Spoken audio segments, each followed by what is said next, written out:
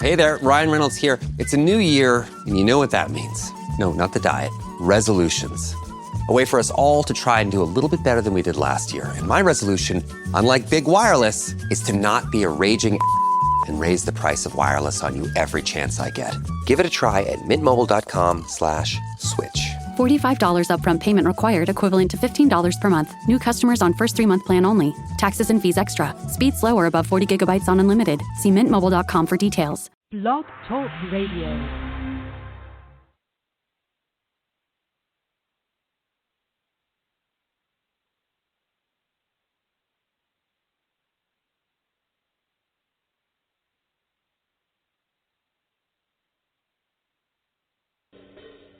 The best late-night conservative talk show in America, Sackheads Radio. And listen, there are no people better on the air to give you the best in conservative talk than Sackhead Sean and Sackhead Clint. And we're working on the immigration papers for a certain other guy who happens to work here, too. For those who are tuning in around the world to the best in late-night conservative talk, Sackheads Radio. Sack News. Sack News. Radio. Sack News. Sack News. Radio.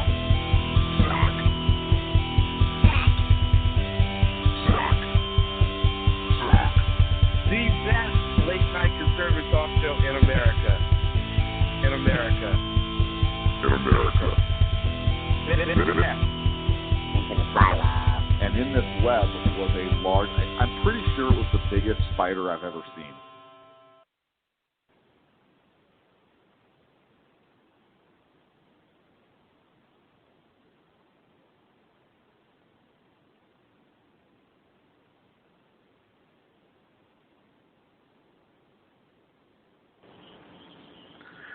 That was the biggest spider I'd ever seen that night. I'm not talking to you right now. Why? Why do you have to be this way at all? Come on. You should be happy. You're not even doing the show right now. I am doing the show right now. You're not. You have your earbud in. You're listening to the last two innings of the World Series. Yeah. Boston is up 6-1 right now. Yes. And you're hoping that they can clinch the World Series at Fenway the first time since 1903. 95 years ago. 95 years ago. Yeah. So why are you even here? If you can see Sean right now, he literally has his headphones like one side flipped off and his iPod ear like in the other one. So if he like is yes or oh shoot, it's not that he has Tourette's.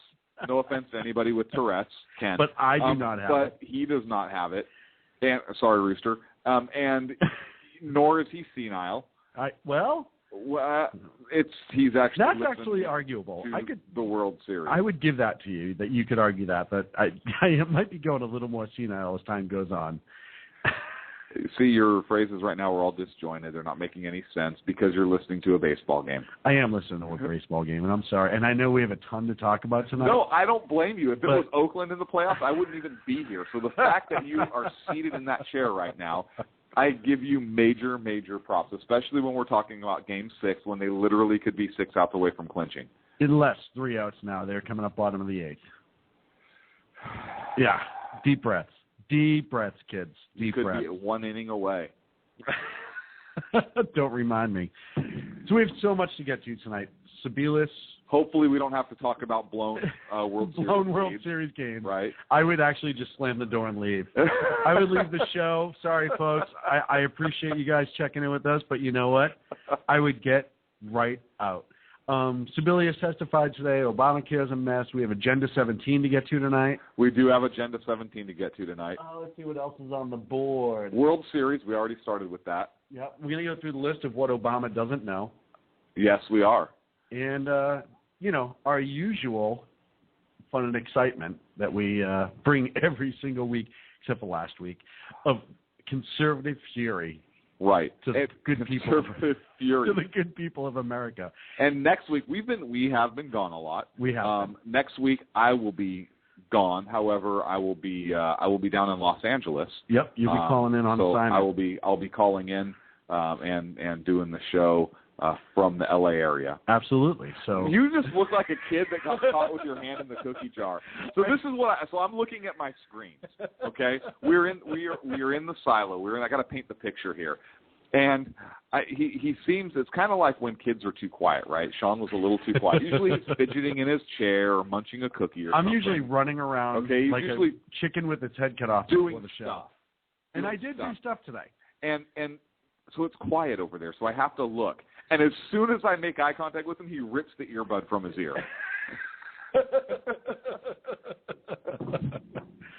Little Vienna sausage fingers just reached right up there.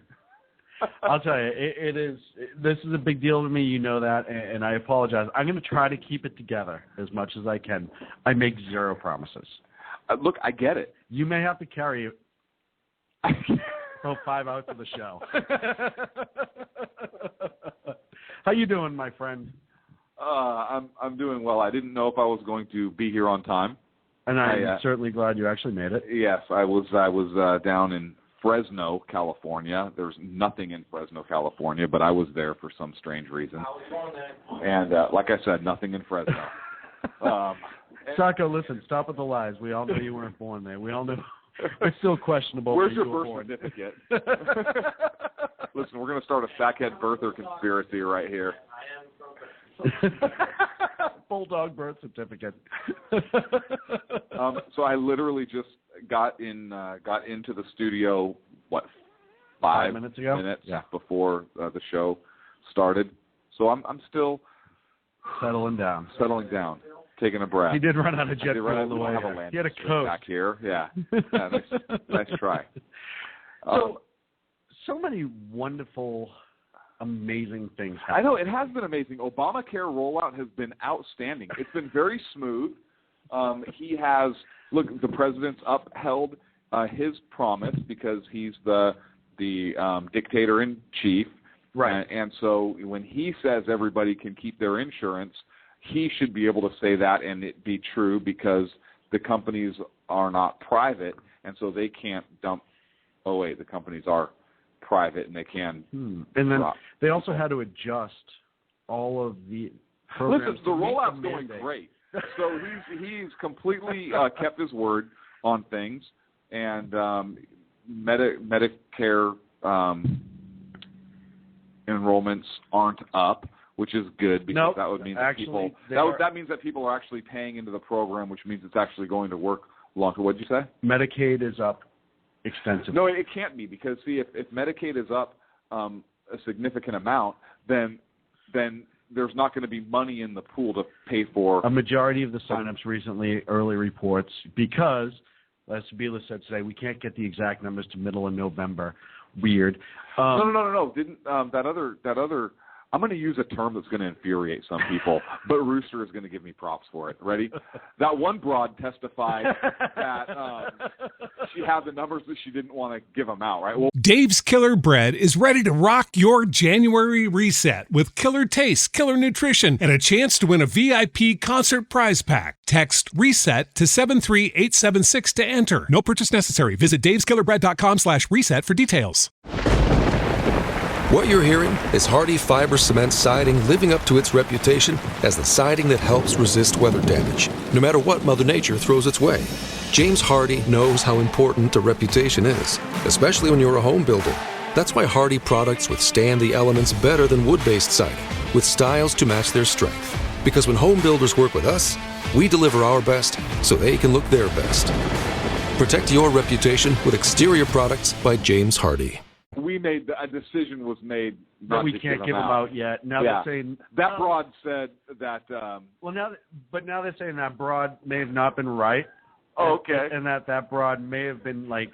What I mean is we can't give them out until November, until we're ready. And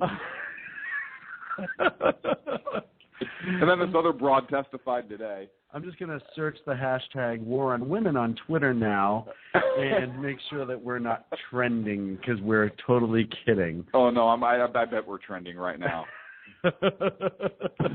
Why is it if we use broad in that sense, we're like hate mongers, but if we say, well, it's a broad spectrum of issues. Listen, it gets used as much as, however they want to use it, they use it. You know that as well as I do. No, so a majority of the people, which, by the way, our good friend Greg Phillips from Voters Trust, Jump Vote, said last week in a tweet before anyone started talking about it, you watch. All these numbers are going to come out, and a majority of the people signing up are going to be Medicaid. What are you talking about? They've had over 5 billion hits on the website, right? That's huge traffic. That's 5 quintillion. So people have to be signing up, right? I'm sure most of those are out of curiosity and news people trying to get on 1,000 times each to set up an account. But that's beside the point. It's the people that really, really want health care and really want to use a website that works. Funny story. The website doesn't work. And I was talking about this. It hasn't worked. Sunday, Monday, it crashed. It's been a complete mess. Everybody knows that. How much does it cost to make that website? Anywhere from $175 million to, I'm seeing 292. I know a guy who can make that website. Well, and here's the funny part.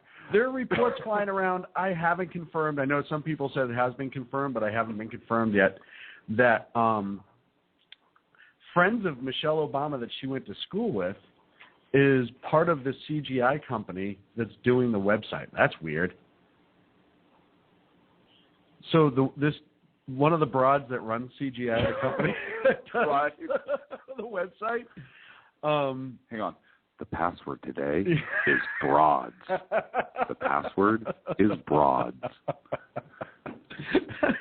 I'm still going to get slapped for that at some point. Which one? Yeah. Absolutely. Saka, what's going on? Are you having a hard time over there? I know. It's pissing me off, too. Oh, yeah. Live link won't be on the website today. It's just failing, so that's a shame. But it happens. You know why? Because I think Obamacare website is run through Blog Talk Radio. So there's all these disastrous things that are going on with Obamacare. And yet, during the Sebelius' testimony today. The Sebelius. You just referred to her as the Sebelius. Nice work. Hey, I do what I can. Not one Democrat had the spine to really call her out on it. There was a couple softball questions, but not one stood up and went, hey, you know what? You're in charge. You're the boss. Why are you pointing at me? I know you that. are the boss. I know this. I think to Sebelius is what I meant. Oh. But what is going on here? Why is this? We promised all of our now you ask the question. Hold on. We promised our constituents Obamacare. We promised them that we would actually get this website up. We said at the beginning of October you could sign up. They didn't want Obamacare. Who didn't? The constituents. Well, that doesn't matter. They promised them they were going to get it. It didn't matter who wanted it or who didn't want it. Oh. They promised told, I think is the best way to do it, that they were going to get it. We had all this time to get everything ready, and it's a humongous failure. And not one Democrat had the audacity to look her in the eye and say, what in the hell is wrong with you? Why is this not working? They all threw her softballs. And listen, it is well known that people on both sides of the aisle are frustrated about this. Obviously, the GOP is frustrated for their reasons. But a lot of Democrats who voted, supported, are frustrated that it's going off with such an awful beginning that they're mad, but they had an opportunity to say it. And you watch them on the pundit shows and everything, and, well, this is upset and this is completely ridiculous. We can't believe this is happening. And then they get a chance to confront the Sebelius, and they say nothing. It is the most amazing, what's the word I'm looking for? Crap. Douchebaggery? Douchebaggery. That I have seen Listen, in a long Sean, here's what you're failing to understand. Obamacare is not just a website.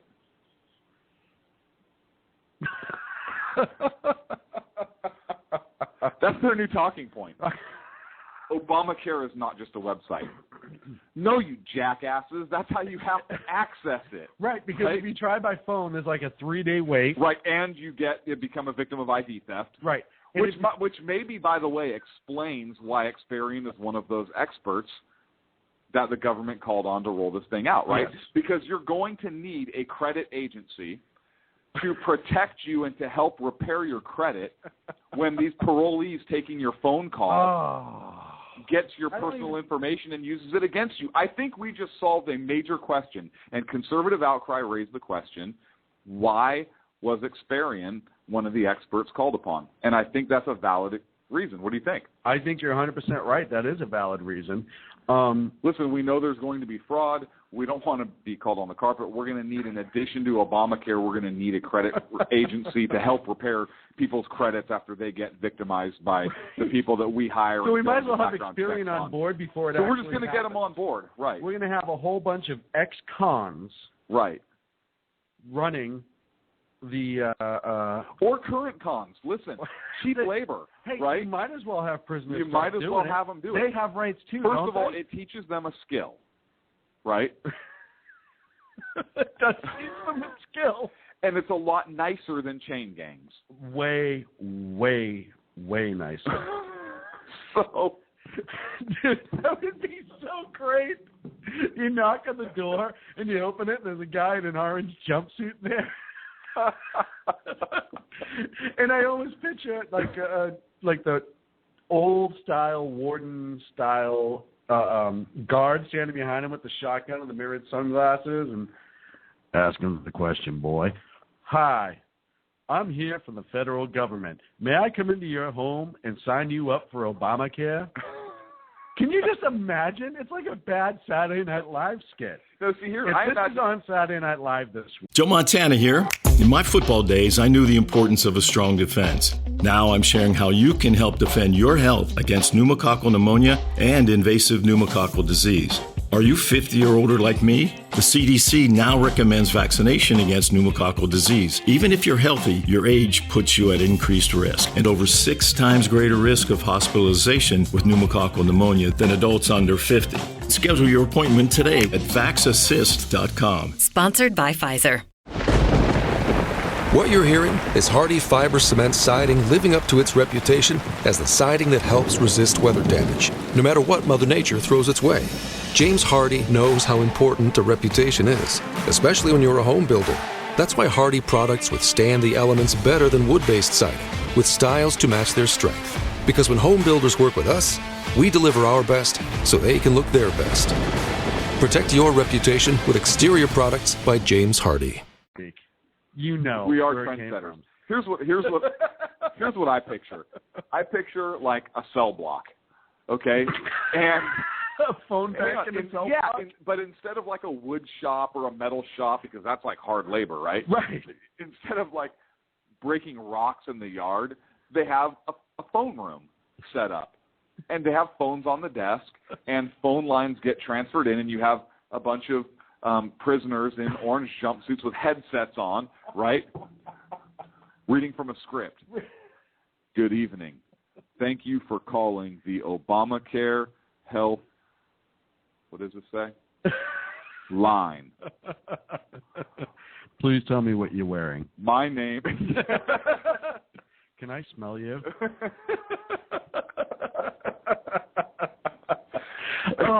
Repeat your social security number again. Right? Oh, yeah. So what difference does it make? This is just totally insane. But sadly, it's not that far off. Rooster brought up a good point, says it could be outsourced to India. Hey, you know what? Don't harsh our buzz, Rooster, okay? That's actually a valid point. We're making fun of something here and answering an important question about a credit reporting agency.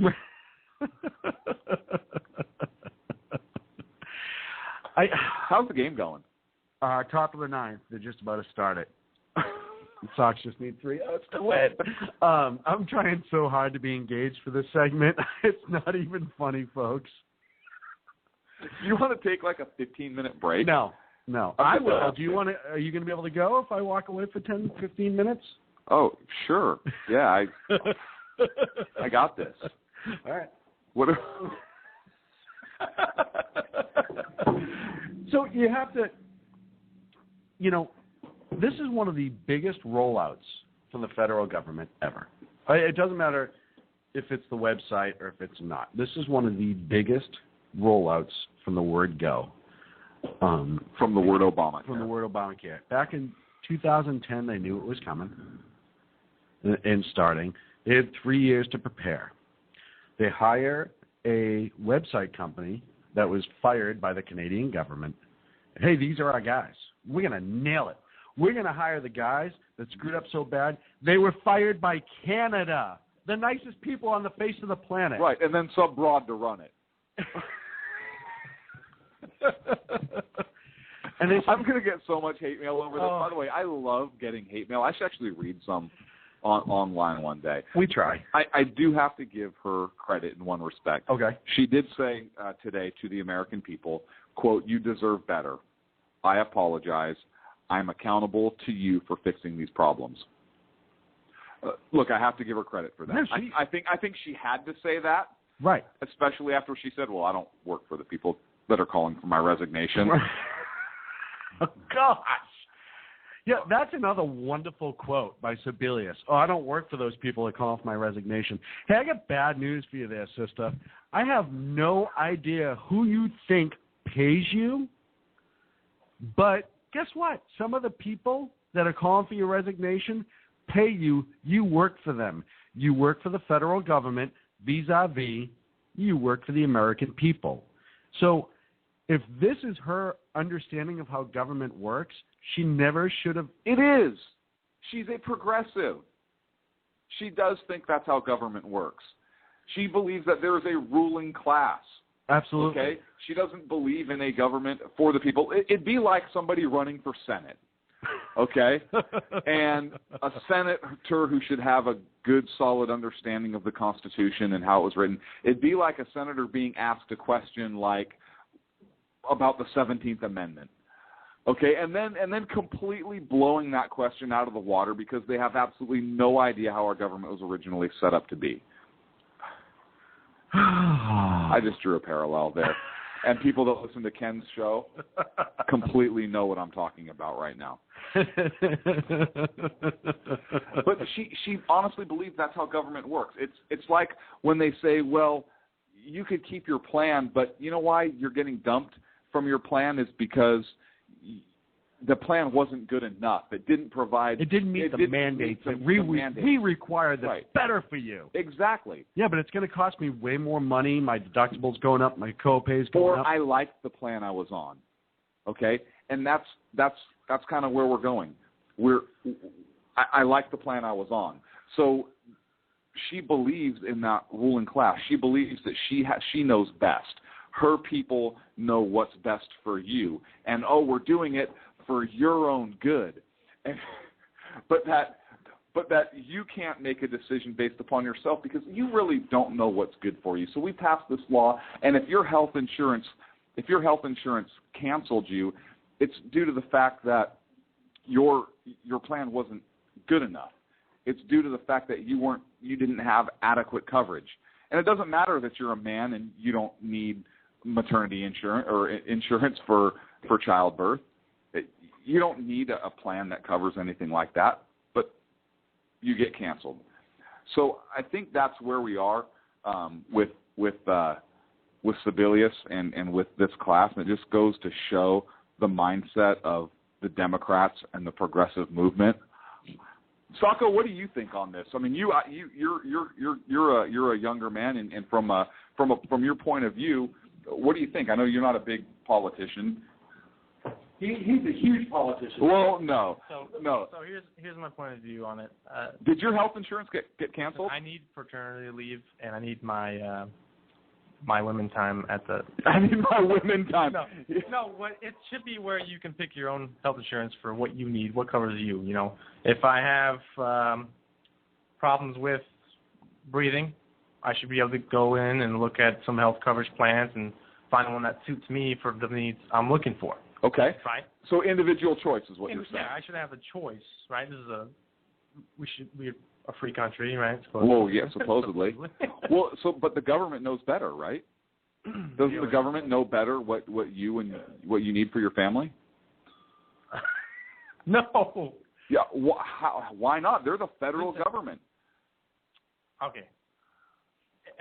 I feel like I'm going to say something stupid here. That's okay. It's Sackheads Radio. You can. Do you have health insurance? I do have health insurance. Did it get canceled or changed at all? I got a letter for cancellation. You did? I did. Gee. Were you happy with your health insurance? Honestly, I'm so young, I never use it. I think I used it once. Okay, so you didn't need... Oh, Sean just literally blew a gasket as the Red Sox just won the World Series. I don't know those...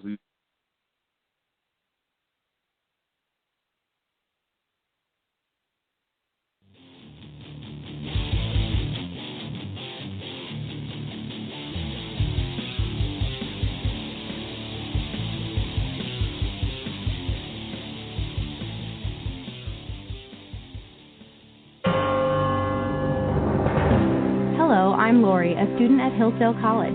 Here is Hillsdale President Dr. Larry Arnn on how the founders viewed God as the source of our equality and legal rights. America's founders knew, obviously, that human beings are not equal in terms of strength or beauty, or in terms of intelligence, industry, or talents. They understood that because of such differences in talents and things like that, some people would be wealthier than others.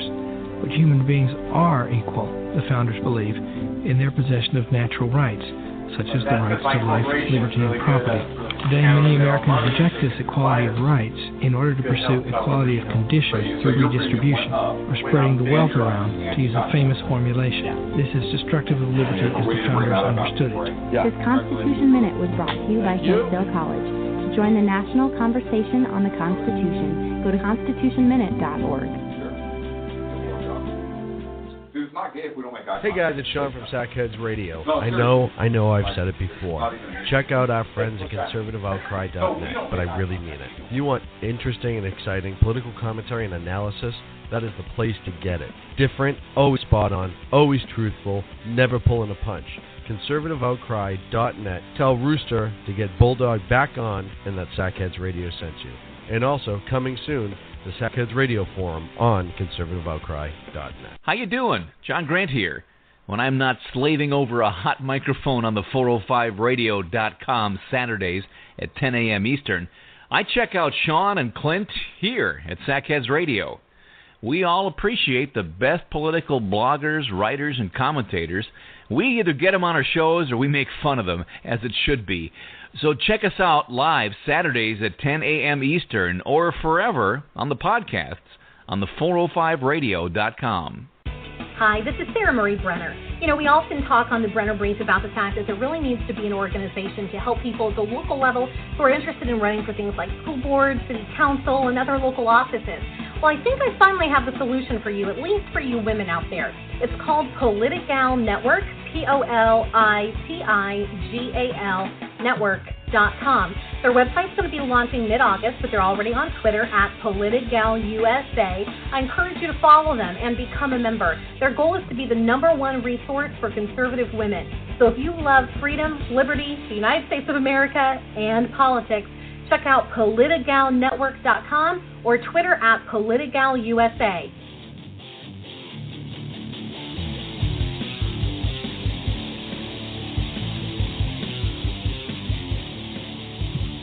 Now back to Clint and Sean on Sackheads Radio, radiating elegancy and quality. So we're back, and I apologize for the interruption. Sox win. If anyone listens to the show on a regular basis and knows me, this is a huge deal. First time in 95 years they've won it at home at Fenway Park. They've won 3 in the last 10 years. For me personally, it's just a huge, huge emotional moment.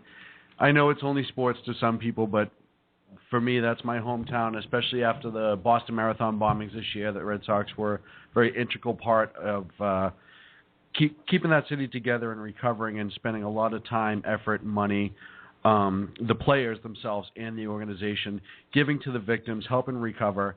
So this win is not just about baseball this year. It is about being Boston strong. And those guys did a hell of a job of keeping that on the forefront of people's minds. They've raised so much money for that effort.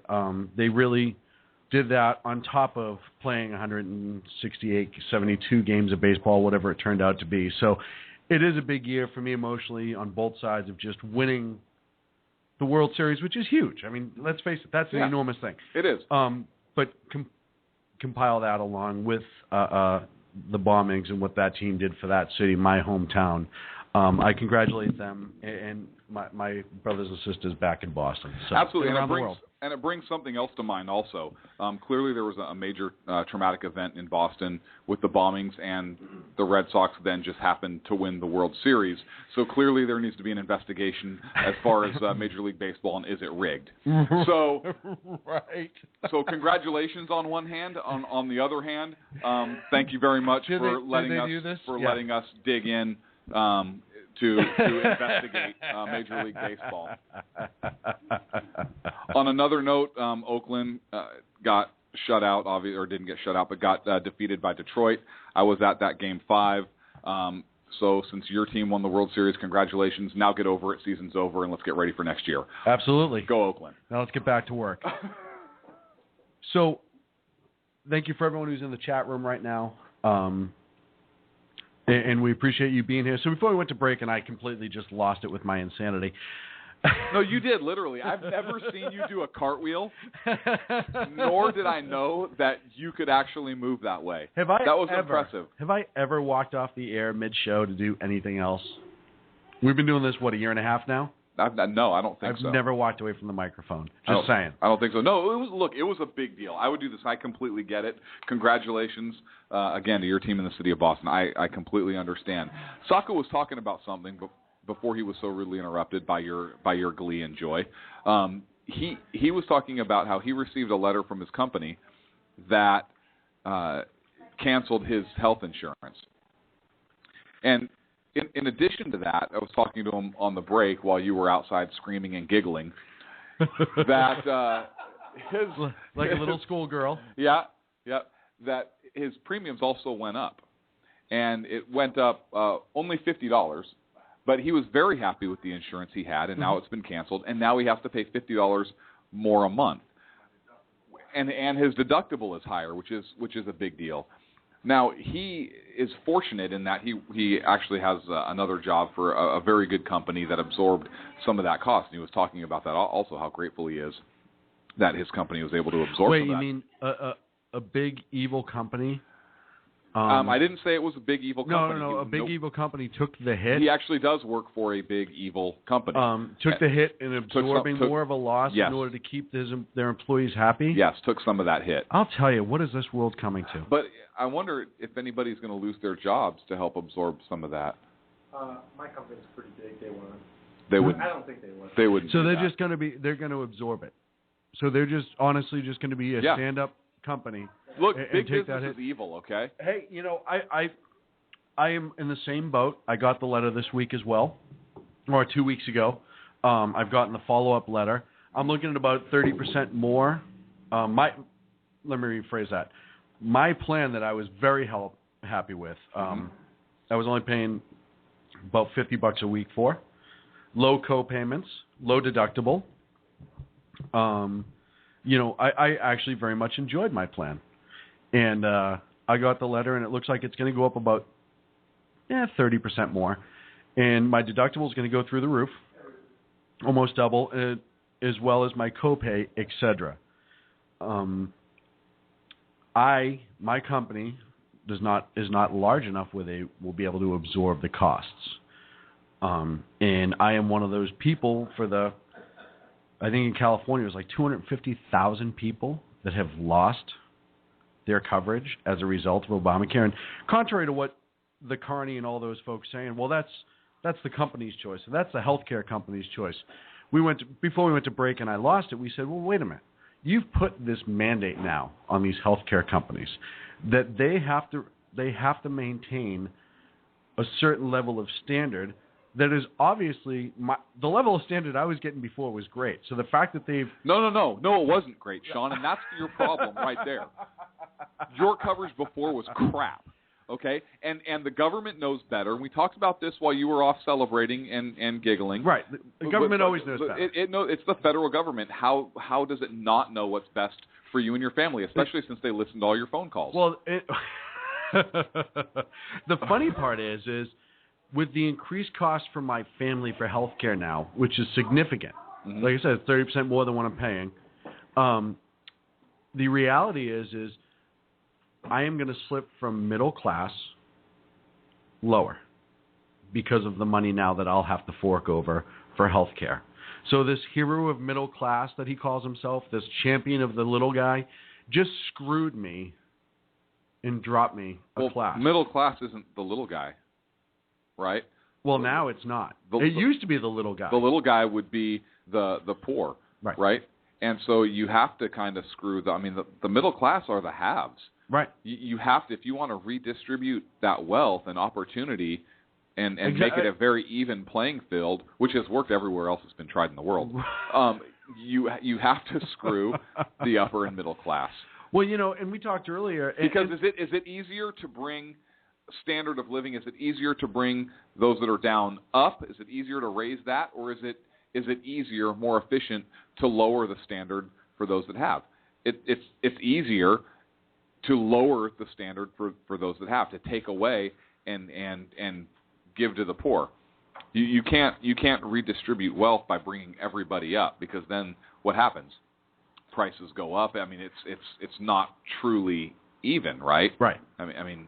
So you have to bring the other people down. It's easier to lower somebody's income than it is to raise other people's income. And that's exactly what this is. Make no bones about this, folks. This is a complete redistribution. And for those who think, you're over-exaggerating, and I went a step further. I am officially 100%, we've talked about before, and he has, socialist ideas, blah, blah, blah, blah, blah. I am convinced that he is a downright socialist. We've talked about he has socialist tendencies, and maybe he is, maybe everybody in that White House, I'm convinced, are card-carrying members of socialism. With the exception of... Do socialists have cards? Like they do now. Cards? They do actually have cards, yeah. But those are White House IDs. It's a card.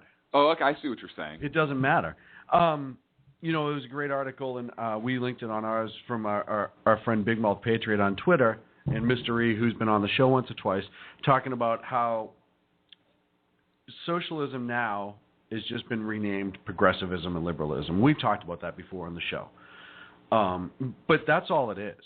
And this step into it and how much this is going to cost us. And listen, like I said earlier, $219 million for a website, 317 or so million Americans, 50% of them pay taxes.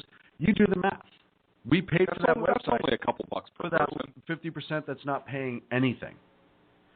We pay constantly, the middle class to the upper class pays for people who aren't paying anything. And then when these people go out and apologize, when Sebelius goes out and apologizes, she's not apologizing to you and I who are losing our health care. She's apologizing to the people that are now getting, quote-unquote, free health care that they can't get on fast enough to sign up for Medicaid, as you brought up, for Medicare.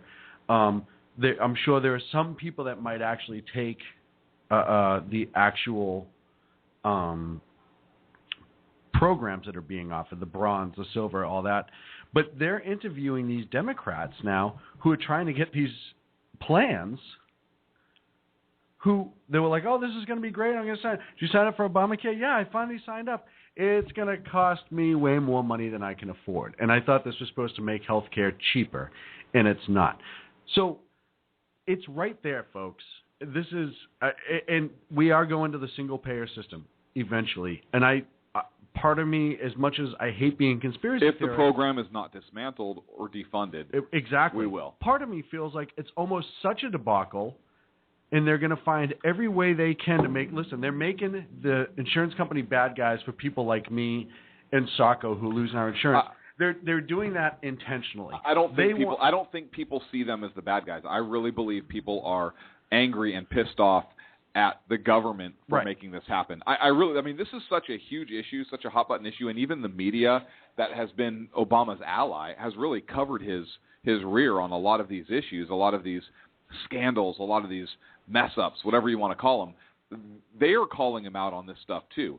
And so I believe because you actually have the media not going to bat for him 100% like they usually do, I really believe that people have their anger placed in the right direction. I believe they're pissed off at the government, not the companies right now. And I agree with you, but they're trying to make the insurance companies bad people. You look at Valerie Jarrett; she sent out a tweet the other day and say, "Oh, those people losing their insurance because of the insurance companies. The insurance companies that do it." A couple other idiots that work in the White House are going down that same narrative.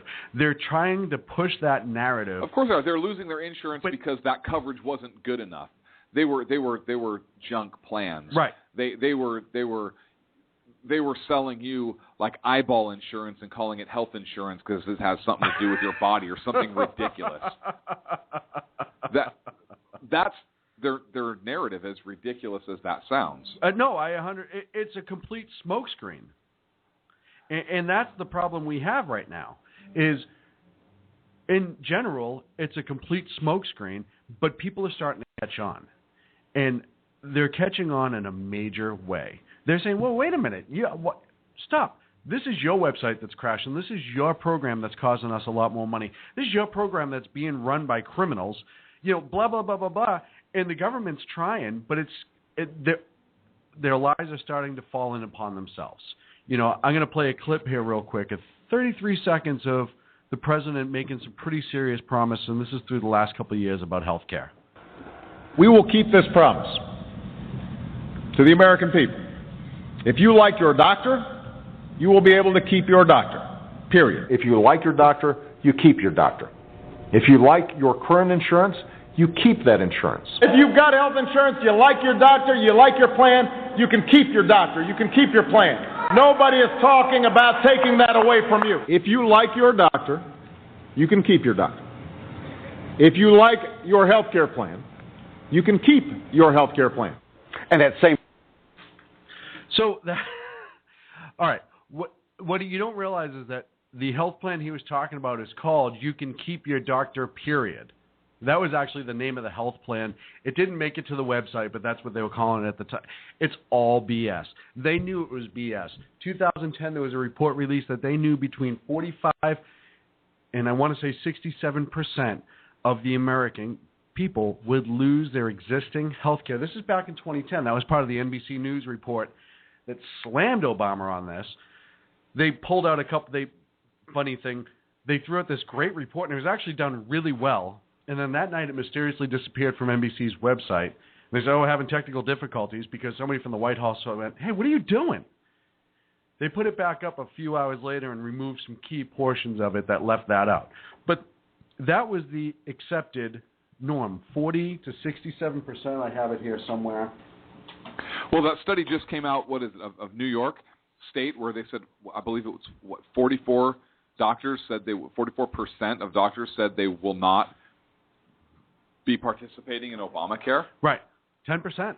There are a lot of doctors. No, not 10%. I think 44%. Oh, 44. I believe the number was 44%, which is a huge number. So how are you going to bring health care to that many people when almost half of your doctors are not going to participate? I believe the number was 32% said they would participate, and the remainder said, well, I don't know yet. Right.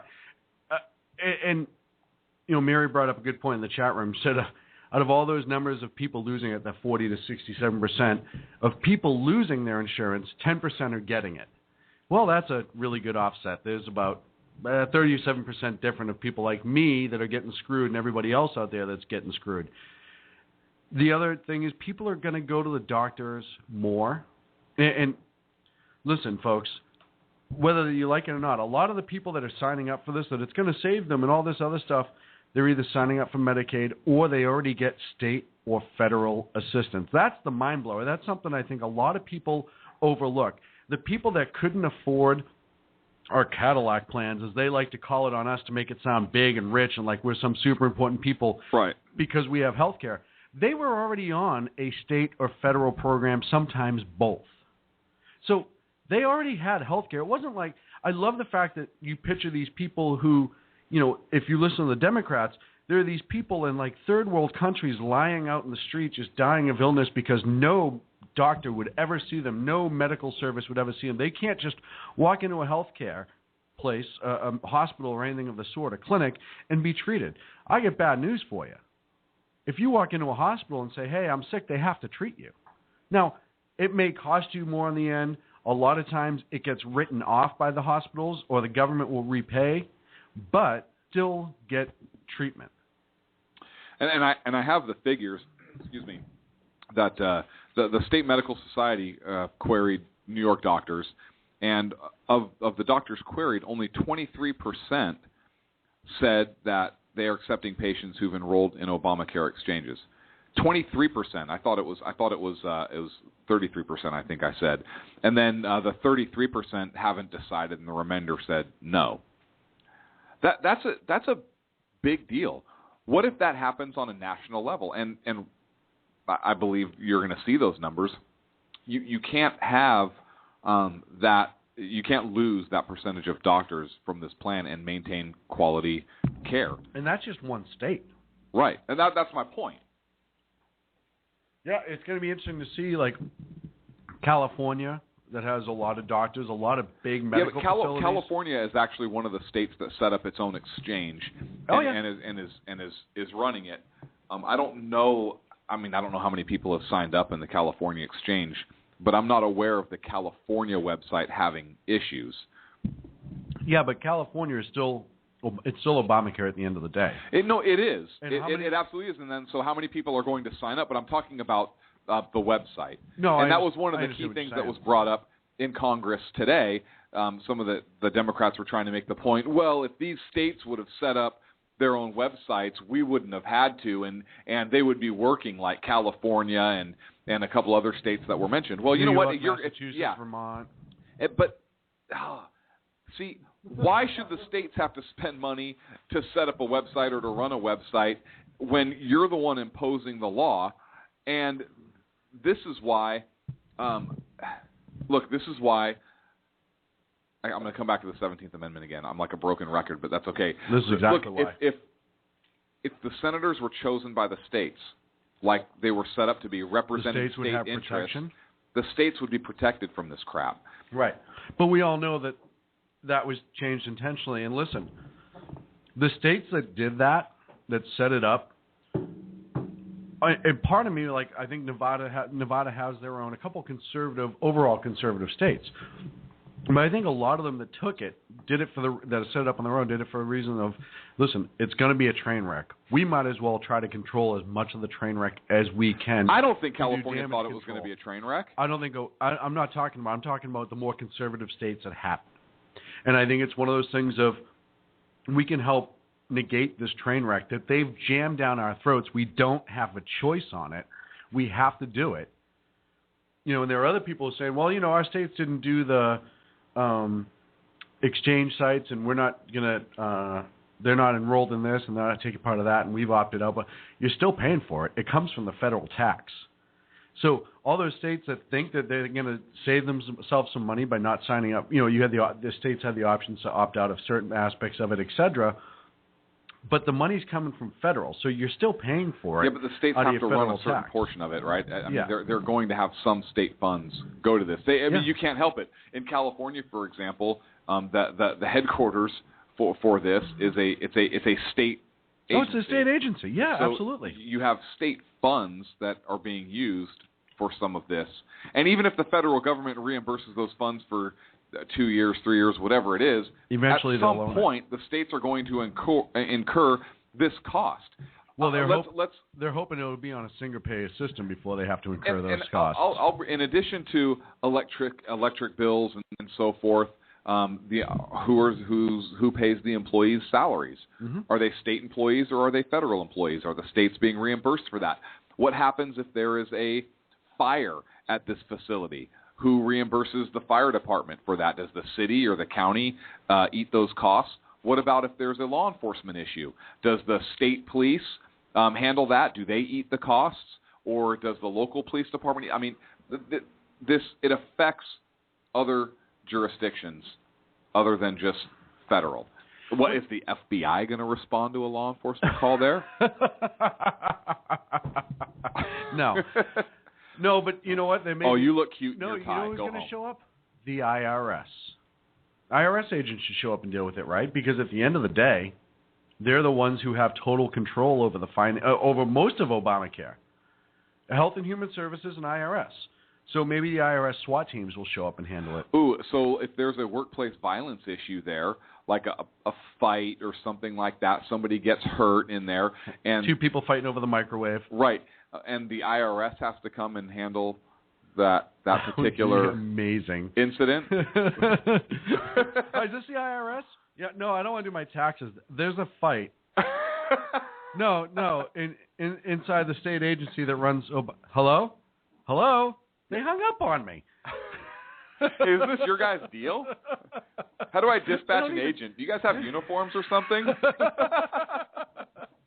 But, I was talking about this with a small business owner today, a small restaurant that I eat at on a regular basis, and he knows that we do this conservative talk show, if you will. And he used to be a Democrat up until about 2008. Weird. After 2008, he saw it coming. He said, as I watched him speak, I realized he was saying a lot of words, but nothing was coming out. And now he said to me, Sean, I have to figure out, the federal government didn't do squat to help us get ready for it. They said they did, but they didn't do anything for small businesses to learn what they have to do in order to sign people up, or how many people are this or that, how many hours they can work, how many hours they can't work. They sent out like a couple little placards. But he said, how am I, the small business owner? He goes, and listen, the economy's tough right now. It's been tough for a few years. I'm barely keeping my head above water. He said, I don't want to lay off employees because I've had the same people working for me now for 10, 12 years, that it's getting to the point that I may have to start letting people go. Our costs are too much. The health care plan that we have now has been eliminated. He does health care for his business because he feels that as a business owner it's a responsible thing to do. He doesn't have to. But he said, and I said, wait, it's only going to get worse. I said, because they sold this under the guise that everybody needs to have health care. Everyone needs to be treated. Everyone should have the right to see a doctor. No, that was in the Soviet Constitution. Remember, we read that a couple weeks ago. Wait a minute. No, but so he was like, yeah. And I said, wait till you see what else they think. I said, the mileage tax is coming because people drive too much. I said, you watch, they've already floated around in Congress, the mileage tax. Imagine that. You're going to start being taxed if you drive over a certain amount of mile every day. Taxed per mile. Or taxed per mile, right. 4% profit for the oil companies right now. 20% tax on a gallon of gas. I think it's 22%, right around there. And now they're going to, on top of that tax that you're going to have to pay, they're going to start hitting you either per mile or so many miles a day you're not allowed to go over. Think about what that's going to do to the trucking industry. Yep. Think about what that's going to do to the small business delivery guy. What if you deliver flowers for a living? You're a private contractor. What if you're a taxi driver? Yeah. We'll give those certain people this kind of exemption, that kind of exemption. But if it's going to be the same thing. If you're a middle-class business guy and you're just trying to keep your small business afloat, like this gentleman I was talking to, you're going to get hammered for it. What if I can't take my family on vacation or camping because it's too far to drive? Right. And now my kids miss out on those experiences because, you know what, we can't afford the tax bill that's going to come with our family vacation. But we can't do the Griswold family Christmas tree. Right? we can't do the trip to Wally World. I said that's just the beginning. I said I guarantee you the next thing that they're going to go after, just like you remember in the 90s, they went after the cable companies for the monopoly thing, which I just still to this day, I understand if it's something that's kind of you need to survive type based. Cable was not. They shouldn't have gone after the monopoly. If cable wants to charge $1,000 a month, that's up to them as a small business, or a private business, rather. Why should the government be allowed to go in and mandate, you can't do that, and you can't just own the rights in this one area? Well, why not? Well, because it's not fair. It's a monopoly. Okay. I had the idea. I put it together. We spent the money. We created it. It's still my question to you, what do you think is next on the agenda? Because I can tell you what I think is next. For our agenda or for theirs? For their agenda. What's the next thing they're going to have to take control of because every person must have it? Look, I have seen the mileage tax floated around, and here is the counter argument to that. This is not my point of view. That's my disclaimer, okay? But here is the counter argument to that. Mm-hmm. You do not have to drive, right? Driving is a privilege. You don't have to have a driver's license. Mm-hmm. You don't have to pay vehicle registration. Mm-hmm. You don't have to use the roadways. So Agreed. if you don't use the roadways, you don't have to pay registration. So you don't have to pay for that particular use, whatever the theory behind that is, correct? You don't have to get a driver's license because it's a privilege. The state doesn't have to allow you to drive if you have so many tickets or accidents or whatever it is. So okay? Can I opt out of paying the federal government that pays for the highways? What? The federal you tax don't, dollars that go into the highways. You don't pay a federal registration fee or something of this nature. I'm No, talking no. about here. Hang on a second. I'm answering your question. Okay. So and then kick in if need be. So I don't have to pay a mileage tax if I don't drive because driving is in fact a privilege. Correct? Yeah. So and I think that's kind of in one hand you're kind of winning I think that's their way of looking at it. That's fine, but right. Does the federal government not provide money to states to fix the roadways, especially the interstates? It depends. Now, the interstate shovel-ready jobs. That was stimulus money. Yeah, that but was they do given it all. out to the Every states, state right? gets money for from the Department of Transportation. True, but the money goes to the states, and the states spend right, that but money. if I'm still paying for that, and but it gets slated for transportation, road repairs, bridge repairs, It etc. does, in theory. If I'm paying for that with my federal taxes, I have a right to use that road. I've already paid for it. No, you don't. Okay. You don't, and here's why. Because you're driving in a particular state, and it's not your car doesn't miracle itself onto that federally funded highway. I right? understand that. I understand and what those you're saying. highways are maintained. Well, then by how can the states. federal government do a federal tax on driving then? Because it's not a federal issue; it's a state issue. If the state wants to do it, wait a that's second. different. Let's look at Department of Homeland Security. No. Let's look at their grant. What do they say? Right, the National Transportation. TSA, Transportation Security Agency. Right. What is their everything that moves? Yeah, any form of transportation, whatever it is. It's scary, folks. Go to their website and read it. Any form of transportation. It doesn't say on a federally funded highway or a state highway or a county roadway or a city roadway. It says any form of transportation. It could be trains, which guess what? I have seen their Viper teams on trains. The trains. We've talked about that before. Airports. Yep. Vehicles are next. Yeah. So they already want to put those black boxes in every single car that records your. And the other thing that they just passed that a lot of people forgot all about is they just passed that ridiculous backup camera thing. Well, how long are those going to record for? Is there going to be a recording system? Is that going to be part of the black box? Is it going to be like other recording systems where it records the last 2 minutes constantly? All those things, they're just doing whatever they can to get more and more into your personal life. That's what's scary. But I really think that the next thing that they're going to help themselves to or say the government has to be involved in is going to be power and electricity. And I'm not talking about the cities and stuff like that run a power company because they can kind of help out. I'm talking about the federal government going, whoa, whoa, whoa. Out here it's PG&E in California. You guys are making way too much money, and you've had a couple mishaps, and a lot of people aren't getting the electricity they need, so we're going to have to come in and maybe take things over. And you could see that argument. Well, look, it's the administrative state. Right. It is. It's Philip Drew, administrator. Have you read? We've talked about the book before. Absolutely have. Right. And if you haven't read the book, read the book. Scary. But that's what it is. We're turned into an administrative state, and that has to be reversed. And that is why our country is unrecognizable.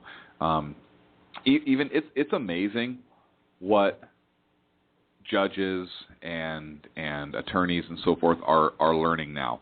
And I had lunch with an appellate court justice last week.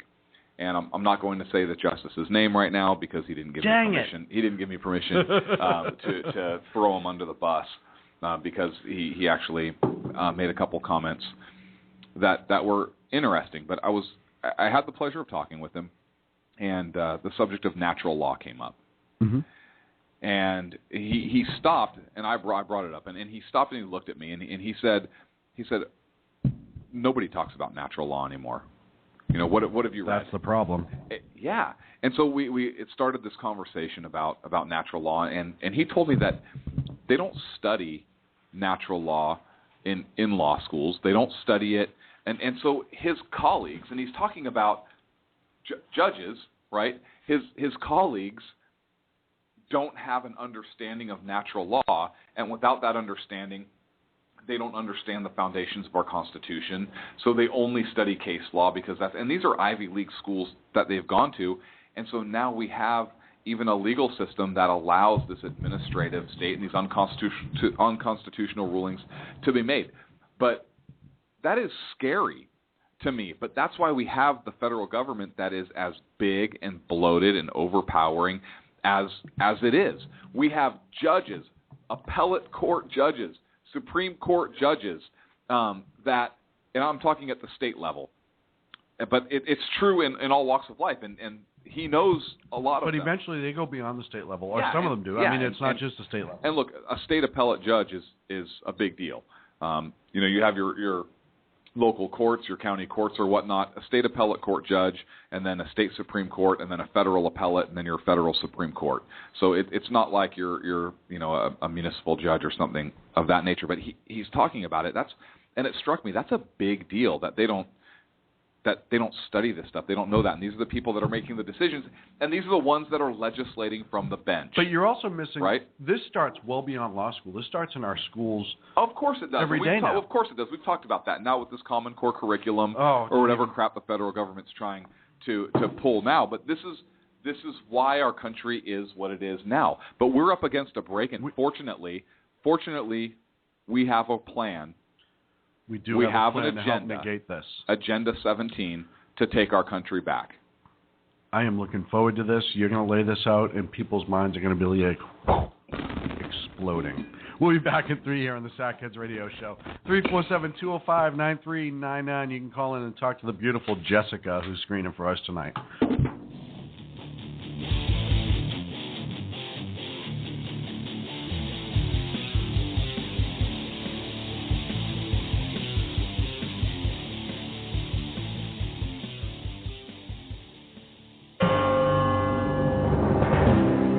I'm Lori, a student at Hillsdale College. Here is Hillsdale President Dr. Larry Arnn on how the founders viewed God as the source of our equality and legal rights.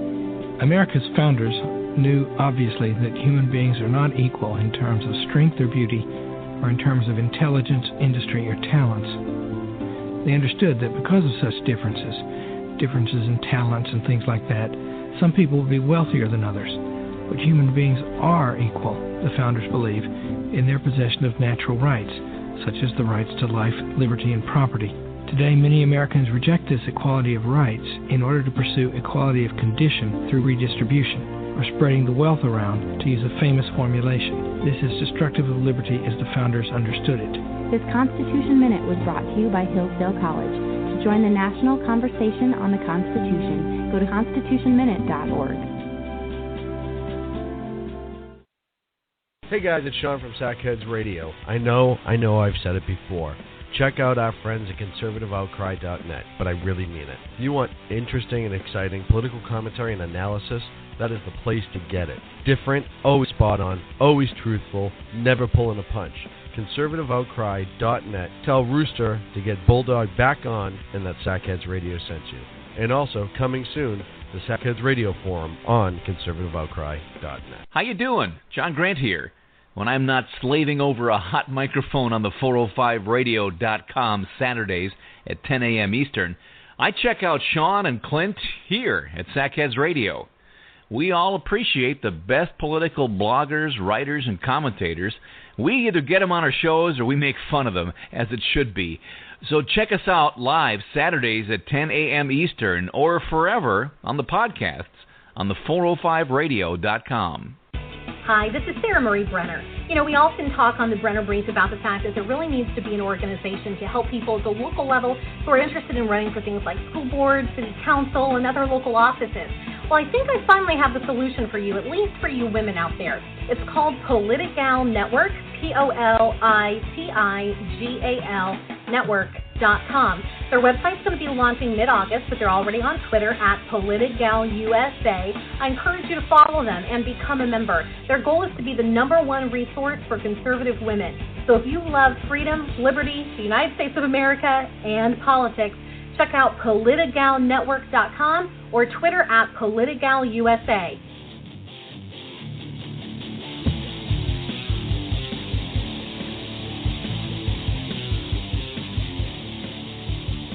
Now back to Clint and Sean on Sackheads Radio. So then the duck says quack, right? And I was like,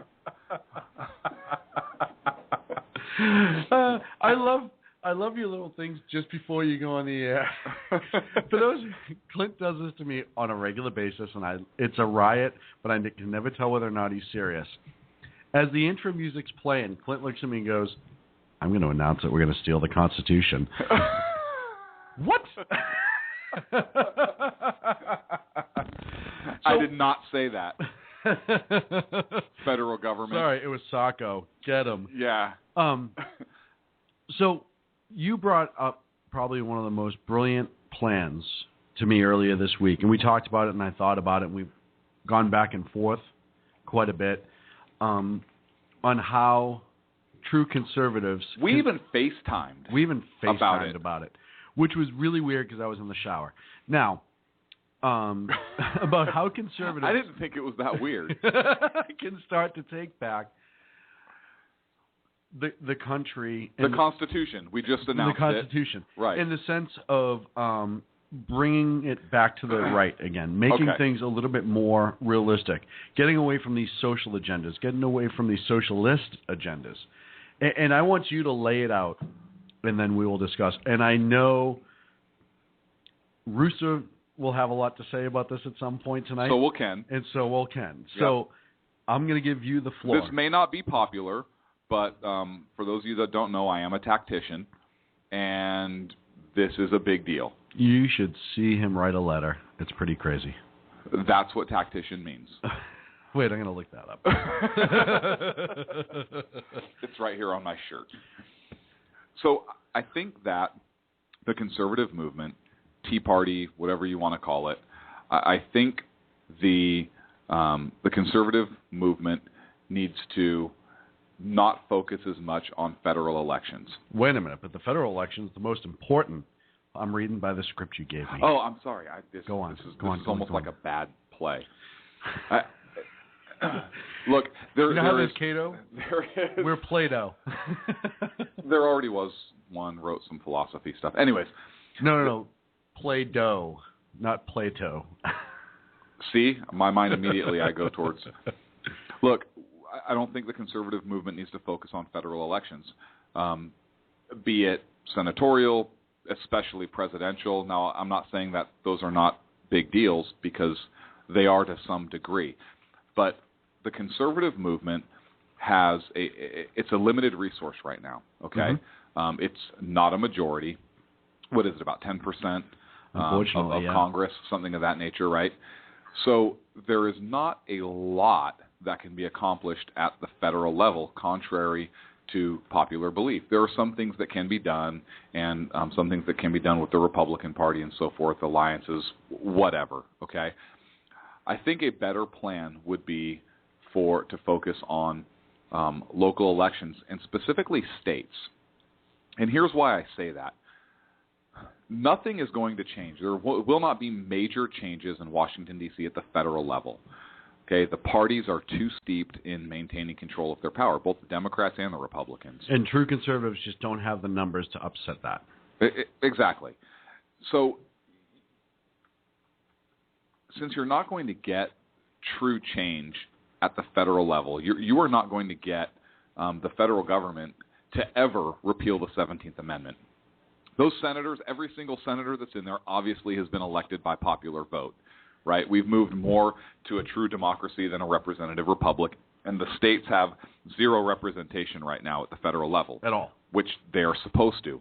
So there is no way the Senate will ever ratify anything, make any amendments to the Constitution to basically kick themselves out of a job, because then the senators would be chosen by state legislatures, and you have someone like Harry Reid that realistically would not be in there if that's the case. Right. But if the conservative movement takes offices and gains momentum at the state level, in particular states, there will come a point where there will be enough conservatives in power at the state level to force or call a constitutional convention. The states can then call the constitutional convention and amend or repeal those parts of the Constitution and the amendments, such as the 17th Amendment. And now you really affect change at the federal level without the federal government being involved. So the states could call a constitutional convention and repeal the 17th Amendment, and now you have states choosing their senators, and you have state representation at the federal level. And by completely taking the federal layer out of it and focusing just on those state levels, you've achieved major change. And you can amend you can do that. Right, you can have the states call a constitutional convention and clarify the Second Amendment. You can have the states call a constitutional convention and clarify the 10th Amendment. The problem is we have a federal government, and again, both sides of the political aisle, where they pick and choose what parts of the Constitution they like and what parts they don't like. Right. They pick and choose what parts of the Constitution they want to obey and which ones that, this was just written so long ago it doesn't make a difference. And you and I have used the example on this show before about the Sixth Amendment or the Fourth Amendment or even the First Amendment, right? But the Second Amendment is the one that always likes to be attacked, that they like to always attack. Or, the Commerce Clause really applies to anything because commerce is involved in it, or whatever ridiculous arguments they make. Those things could all be addressed by states coming together and calling a constitutional convention. And so that's my Agenda 17. I call it 17 because for me a huge deal is to get the 17th Amendment repealed. I call it Agenda 17 because that's what I believe is the best and more realistic way for the Tea Party movement, the conservative movement, to gain power and affect the change that they are looking for. Libertarians, etc. Mm-hmm. There's a question in the chat room from Mary. It says, what good would it be to amend the Constitution if it isn't followed? If it isn't followed now. Look, what is the big contention point in the Second Amendment? Okay, first of all, let's talk about this, the 17th Amendment. Senators are, in fact, elected by popular vote. So if you amend the Constitution and repeal the 17th Amendment and rewrite it, either restore it to how it was originally intended or tweak it however you want to where the states are choosing, the states themselves, the state legislatures, the state governor, whatever it is choosing the senators to represent the state, and they are subject and serve at the whim of that legislature, that now they have to represent state interests. That is the purpose of the Senate. And if that 17th Amendment is repealed, you can no longer have popular election of the senators. You would have state control over the senators. The second issue is on. Let's take the Second Amendment, for example. What do the progressives say, the liberals say? They say, well, this refers to the state's right to keep a militia, which is the National Guard. Okay, there's an argument over there, and courts have ruled. Now, granted, the Heller decision said that no, the Second Amendment is an individual right, but there are still certain restrictions that are placed on it and so forth, and questions about, well, is it militia? Who is militia? Nobody understands Article 1, Section 8 that talks about the Congress is responsible for arming and training the militia, but then the Second Amendment needed to be put in to say the right of the people to keep and bear arms shall not be infringed. Well, if it was really a government right, you wouldn't need to put the Second Amendment in because it's already stated in Article 1, Section 8. So by having a constitutional convention and even amending it or clarifying the second, it's clarified. You can say specifically the right of the people to keep and bear arms of whatever kind for personal defense and defense of country shall not be infringed by any means. You can really clarify that and lock it down. We are dealing with a Constitution that was written 200 plus years ago. Well, when they used to write laws that were easy versus 1,200 and it is. healthcare It's laws. very easy to understand. All you have to do is read it. You read the source documents. You read the debates. It's very easy to understand, but they don't do that because they want to kind of work their way around that whole Well, they want to add their process. own spin to it. So if you call a constitutional convention, you can really clarify points that are not followed now because of case law, courts kind of changing the meanings. You can amend the Constitution to say the Commerce Clause refers only to this. There's a lot that can be done that conservatives and conservative states kind of coming together can close these loopholes that are looked at now. Ken is demanding affirmative action and reading one of the quotes. Here's the problem, Ken. You're on the show a lot, so we're letting white people speak.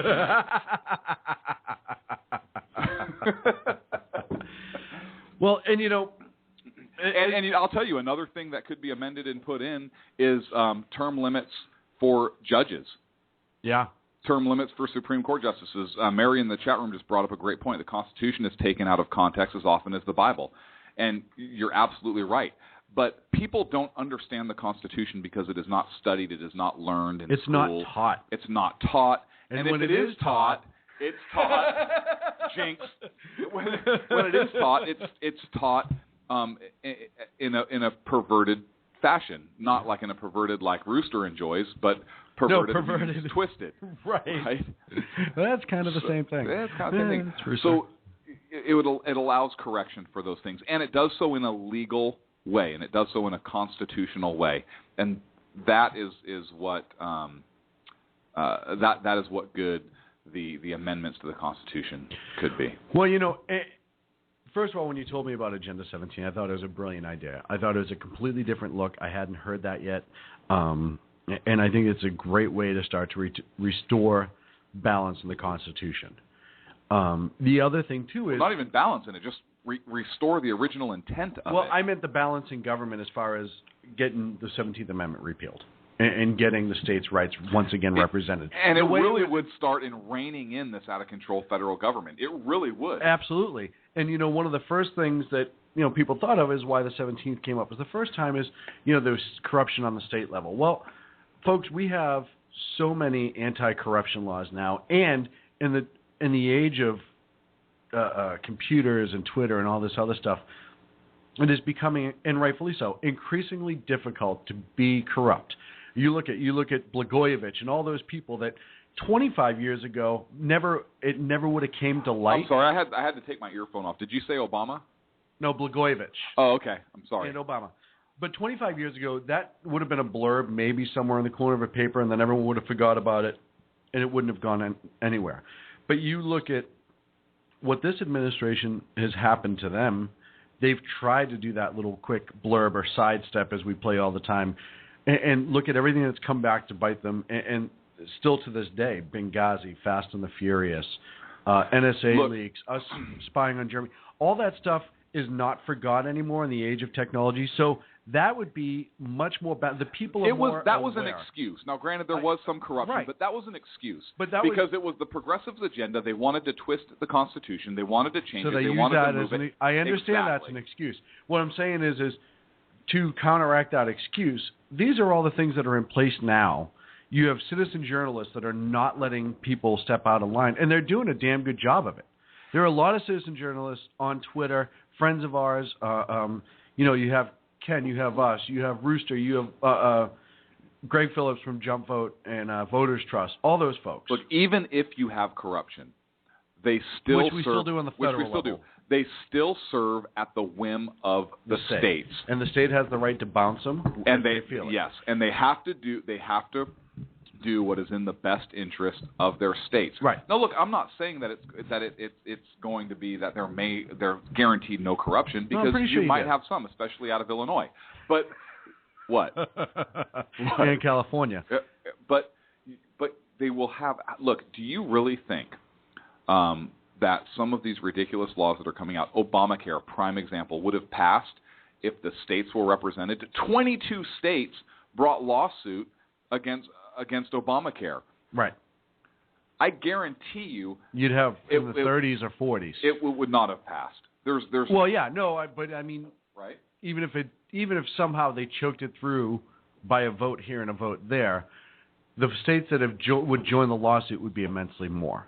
But I think a lot of states have even given up going that route because their rights just aren't represented, and they know that. And I think there's almost that kind of deflated lost cause theory. You know what it is? The 10th Amendment, states' rights, is really looked at as a joke.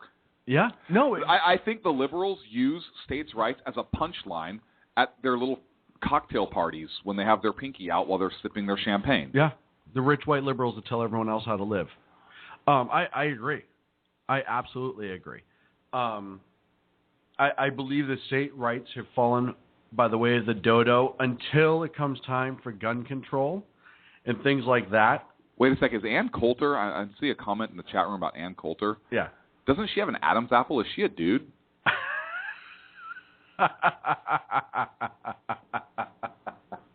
I don't know.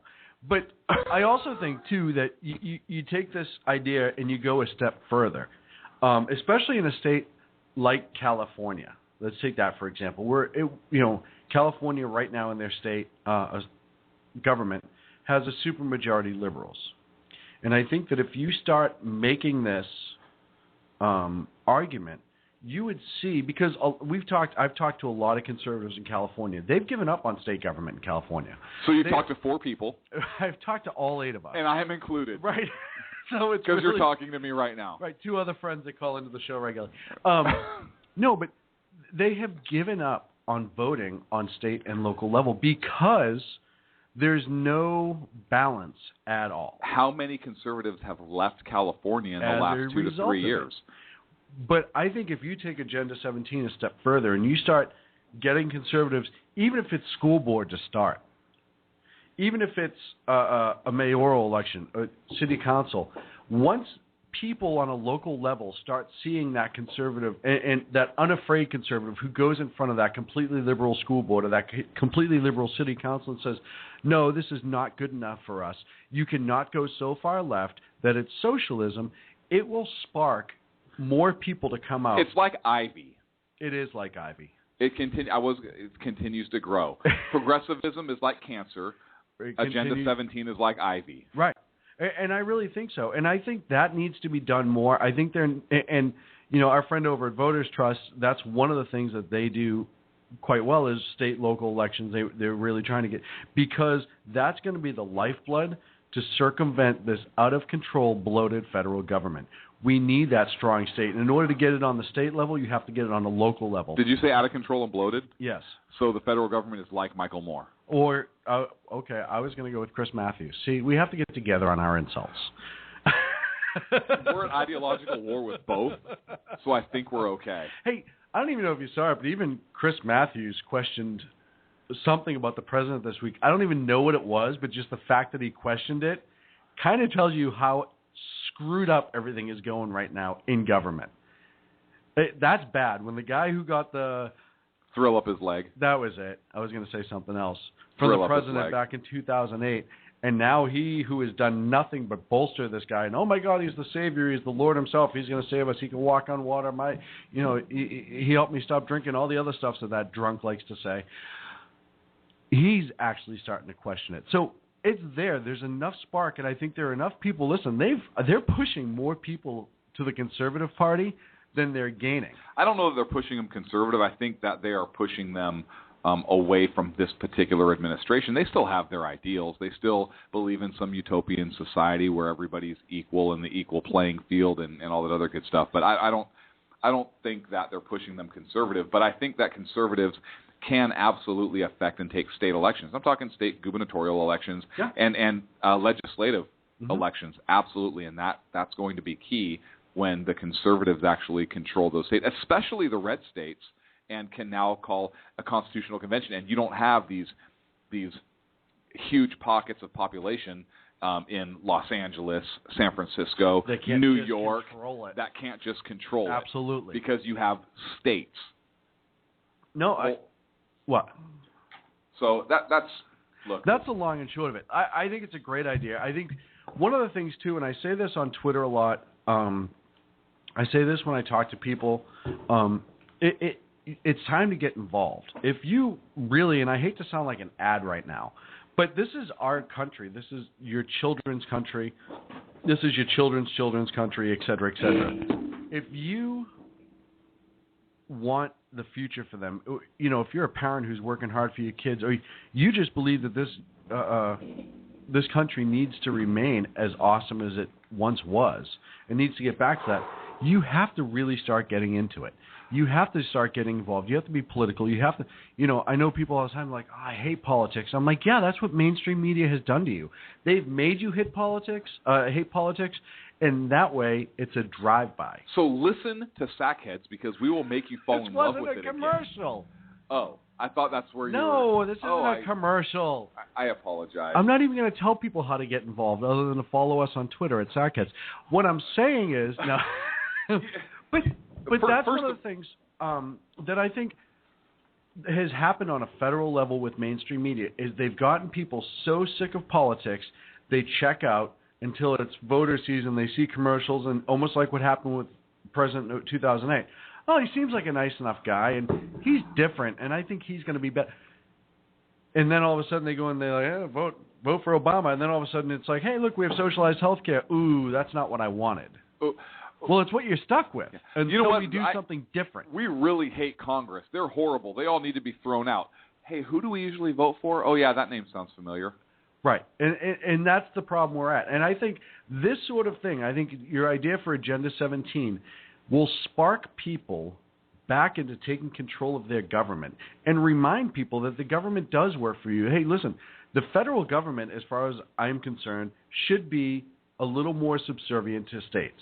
The states should absolutely have the protection that was designed by the founders in the Constitution.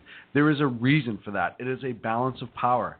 When you go straight to sway people, once you get them, that's it. The sway is done. And it's easy. You look at everything that they've done to buy votes right now, Obama phones, Obamacare, Obama this, Obama that, I think Obama massages.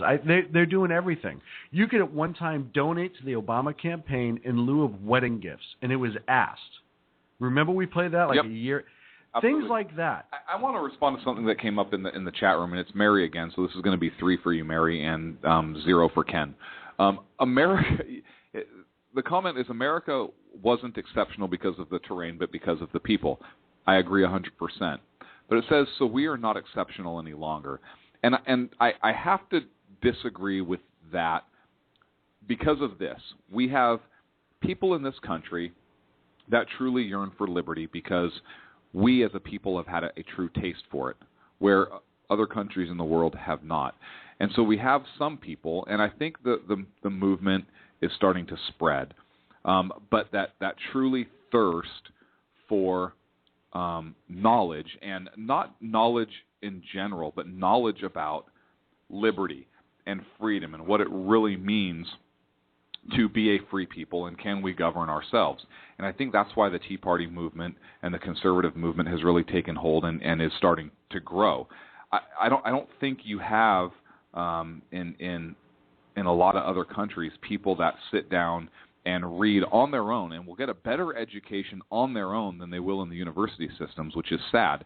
But people that will sit down and read Cicero, people that will sit down and read Plato's Republic, people that will sit down and read Alexis de Tocqueville, and truly get a classical education and a solid foundation and understanding for what liberty is and where we are today. People that read the Founders' documents, the Federalist Papers, and really study the Constitution or Madison's notes on the Federal Convention. So I think we are an exceptional people because we have those people in our society more so than any other society. And I agree with you that there's not enough of them, but because we have them and because the movement is growing, I think that's what makes us exceptional as Americans, and especially as conservative Americans. Wow. I don't know what just happened. Did you just run for office? I think you just ran for office. I'm pretty sure I could do a pretty good job.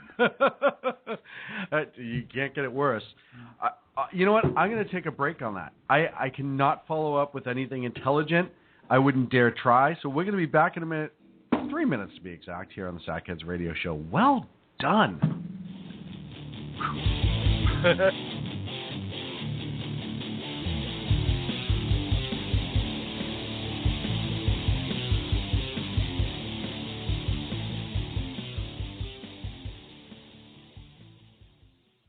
Hey, if you care about what's going on in the world, you cannot afford to miss my show. Hi, this is Andrea Kaye, your host of The Andrea Kaye Show. It's not always about the money. Okay, it is always about the money, but it's also about politics, pop culture, and you. The only thing street about this show is the smarts. There's a reason they call me Dynamite in a Dress, and you'll find out why when you listen Tuesday mornings at 10 on Financial News and Talk. Hello, I'm Paul, a student at Hillsdale College. Here is my professor, Dr. Larry Arnn, on the separation of church and state. America's founders believed in the separation of church and state, in that the country was not to have an official religion or an official sect. But that did not mean that government was to be hostile to religion, or even indifferent to religion, as many today argue. In fact, America's founding document, the Declaration of Independence, includes both a reference to God as the author of the laws of nature and a confident assertion that human beings are endowed by their Creator with certain inalienable rights. Far from being hostile or indifferent to religion, America's founders understood the theology of the Declaration to be an essential part of the education of citizens. This Constitution Minute was brought to you by Hillsdale College. To join the national conversation on the Constitution, go to constitutionminute.org. How you doing? John Grant here. When I'm not slaving over a hot microphone on the 405radio.com Saturdays at 10 a.m. Eastern, I check out Sean and Clint here at Sackheads Radio. We all appreciate the best political bloggers, writers, and commentators. We either get them on our shows or we make fun of them, as it should be. So check us out live Saturdays at 10 a.m. Eastern or forever on the podcasts on the 405radio.com. 3, 2, 1. Hey, this is Sackhead Clint. I want to take this opportunity to thank all the wingnut leaders throughout the world to give our men and women of the armed forces a job, as well as all the anarchists, terrorists, and Occupy folks that give our men and women in uniform on the home front, firefighters, law enforcement personnel, and first responders, job security here in the States as well. So thank all you wingnuts out there. This is Sackhead Clint saying have a good day.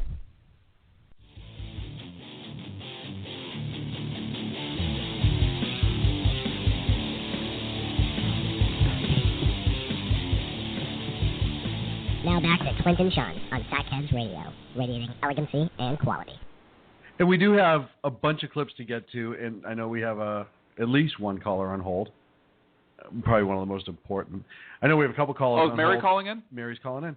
But I do want to address one thing, and Ken had a brilliant idea, and I wish I thought about it. No. We can't give Ken any play tonight. No, he gets a little bit. No, he doesn't. He can't. While you were going on your speech, and I still haven't figured out what office you were running for yet, but apparently something.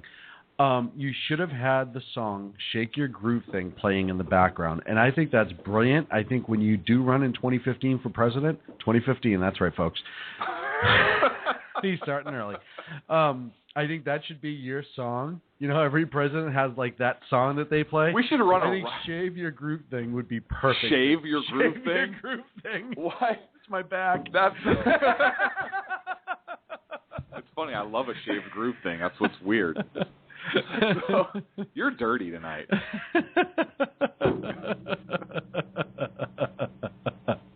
And now Rooster's trying to take credit for it. You guys figure out who said it and get back to me. So hang on. The tweet is under the Exceptional Conservative Show. I know. I don't understand. But let's get to first of all, let's get to Sebelius today. Let's get to a couple of her clips really quick. Yeah, she's awesome. Why's it got to be white out, Mary? In the chat room. She was posed with a really interesting question by Representative Gardner, and I'm going to let the clip play out, but it's kind of something that's been on everybody else's tongue for a little while. Thank you, and thank you, Secretary Sebelius, for being here. Here's my letter. This is the letter that my family got canceling our insurance. We chose to have our own private policy back in Colorado so we could be in the same boat as every one of my constituents. And yet my insurance policy has been canceled. The White House website says, if you like your health plan you have, you can keep it. Did I hear it wrong? Again, sir, I don't know how long you've had your policy or why aren't you losing your insurance? Pardon me? Why aren't you losing your health insurance? Because I'm part of the federal employees. Why aren't you in the exchange? Plan. You're in charge of this law, correct? Why aren't you in the exchange? because I'm part of the Federal Employee Health Benefits Why aren't you in the exchange? Why won't you go into the exchange? You're a part of this law. You're literally in charge of this law. Should you be any different than all of the other Americans out there who are losing their health insurance today? I'm part of the 95% with affordable, available health coverage, as You're part are of most a plan of that your colleagues. most Americans aren't available to them. Why will you not agree to I am go not with eligible for the exchange. So she's not eligible. It's a great question. Why isn't theirs changing? Because they've opted out or they got the exemption, all that. But to me, I think he asked the question that millions want to know. If it's so great, if it's so wonderful, and we've talked about this, and I know I'm beating the dead horse, but if it's so awesome, then why aren't you getting it? The person that runs it isn't part of it. And I spoke to a coworker today who literally said, well, she's doing the best she can. And I said, stop. Let's change this up a little bit. Say she was the pilot on your plane. You said what? Stop. Let's change this up a little bit. Okay. It's almost like stop, collaborate, and listen. Okay. Let's say you have a subpar pilot on the plane. I don't know. They're flying a plane into, say, San Francisco, and they don't... Stop right there. I don't care what happens to San Francisco. Fly it into Texas, and you got my ear. The pilot is not checked out on that plane. He doesn't know how to fly that plane, or she doesn't know how to fly that plane. Do you want them doing the best they can? You can't say she doesn't know how to fly that plane. It's a white male, and he doesn't know how to fly that plane. There you go. Or would you rather have somebody that's dialed into it? It doesn't matter. He's doing the best he can. How is that achievable now? How is that okay, that excuse? You know why it's okay? Because everybody gets a trophy. That's exactly it. Failure is... We celebrate mediocrity on a do. regular basis. And so you do the best you can, and that's good enough. That's all we can ask. That's all we can ask. But fortunately, because... But that's the answer to your question. This is the most important thing. We finally ask who's going to take responsibility for it, and Sebelius decides it's her time. Who is in charge, Madam Secretary? The person now in charge as an integrator is QSSI, one of our... Who was in charge as it was being built? Was in charge up to... At that team, who is the individual? Michelle Snyder is the... Michelle Snyder is the one responsible for this debacle. Well, excuse me, Congresswoman. Michelle Snyder is not responsible for the debacle. Hold me accountable for the debacle. Okay. I'm responsible. Thank you. I yield back. Okay. So, all right, we finally have some clarification. Sebelius is responsible. Right. Which is kind of weird. So is it called Sebelius care? Well, there was another time that she was being questioned about responsibility, and they asked, and this is what she said. Same testimony, by the way. Ultimate responsibility, correct? You clearly... whatever. Yes, he is the president. He is responsible for government programs. My time has expired. Gentleman's time has expired. Well, wait a second. So you are testifying in front of Congress, and you say, whatever. Yeah, whatever, Congressman. You're worthless to me. I am above you. Don't you know I'm a secretary? Right. How many times have we seen this? Listen, I don't work for you. I work for the president, okay? He is the supreme dictator. How many times have we seen this dismissive behavior by appointees of this president towards Congress? Congress has legislated itself obsolete. Do you realize that? Hearings, the same type of thing. One of the correlations I draw between this and at least the last Benghazi hearing, one Democrat stayed on and the rest of them walked out. And that's when the parents of the two Navy SEALs were testifying. This one, Democrats walked out when the parents of the Navy SEALs testified? Yeah. Oh, that's classy. Very classy. At least this time, they stayed on and asked softball questions. So they're getting better at it.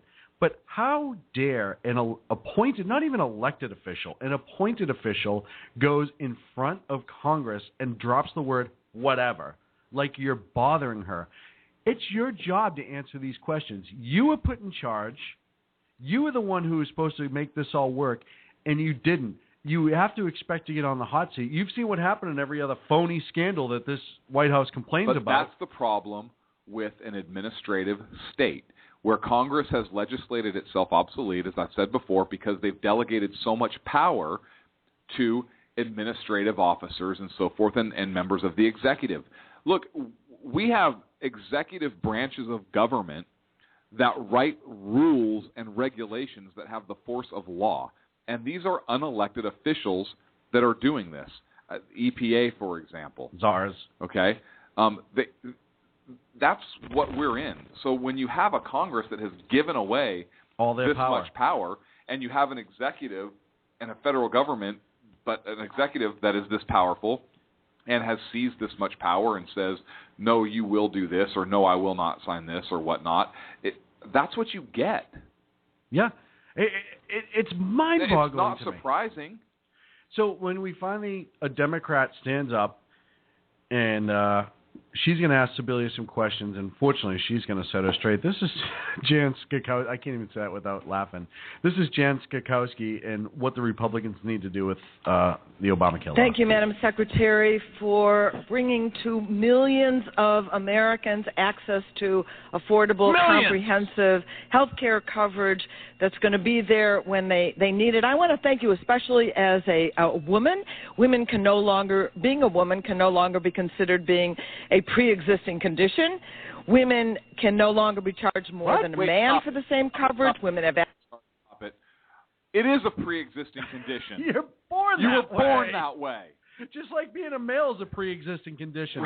Oh, by the way, just so you know, on one of the health care plans I was looking at that's now being offered to me because mine went away, I qualify for so much maternity leave and birth control, in vitro. No, not in vitro. I qualify for a lot of things that if I was a woman having a baby, man, would I be good. But but you're a man not having a baby, Yeah, it doesn't so why matter. should you We're pay all the for same. that? We're all the same. Why should you pay for that? No, it's all the same. But why would you? They don't even. But why? The two don't even matter. But how come you? Huh. Okay, sorry, go ahead. Starting it again. Thank you, Madam Secretary, for bringing to millions of Americans access to affordable, comprehensive health care coverage that's going to be there when they need it. I want to thank you especially as a woman. Being a woman can no longer be considered being a pre-existing condition. Women can no longer be charged more than a man for the same coverage. Women have access to comprehensive benefits like prescription drugs and free preventive screenings and free contraceptive coverage and maternity care, which is often left out of coverage.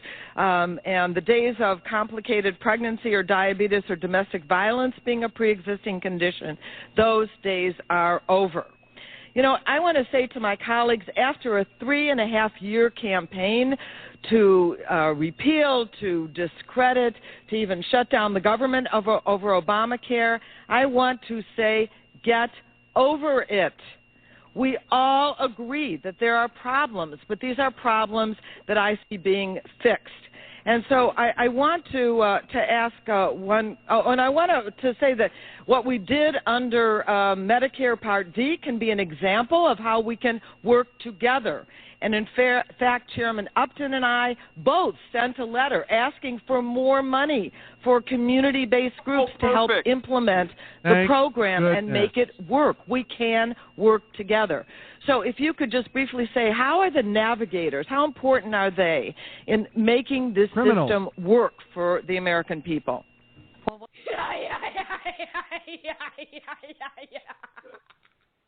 And that was a direct quote. That was the direct quote at the end. First of all, you want to know how important those navigators are?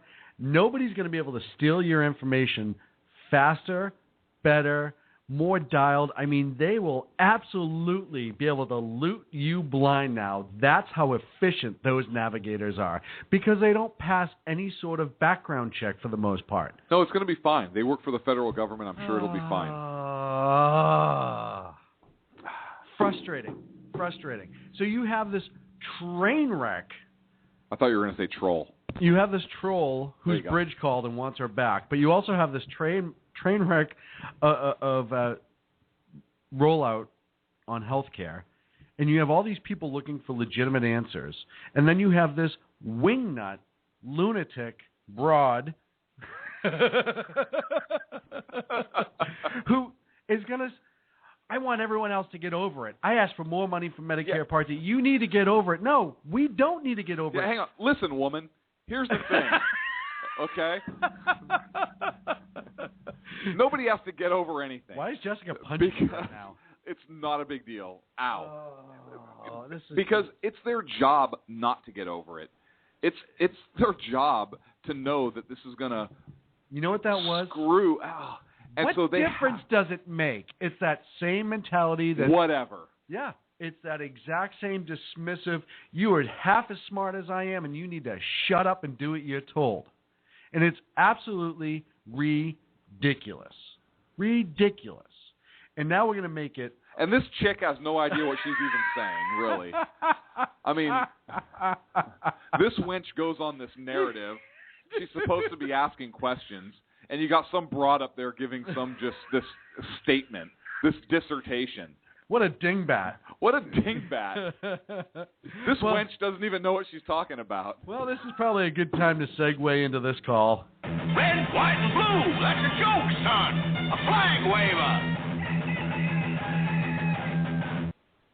Our good friend Rooster from conservativeoutcry.net is on the air as we speak. Rooster, how are you, sir? I'm great. Dames is the worst. You know that? Dames! Dames! How do we miss Dames? Because we weren't born in 1903. Right. Skirt? Skirt.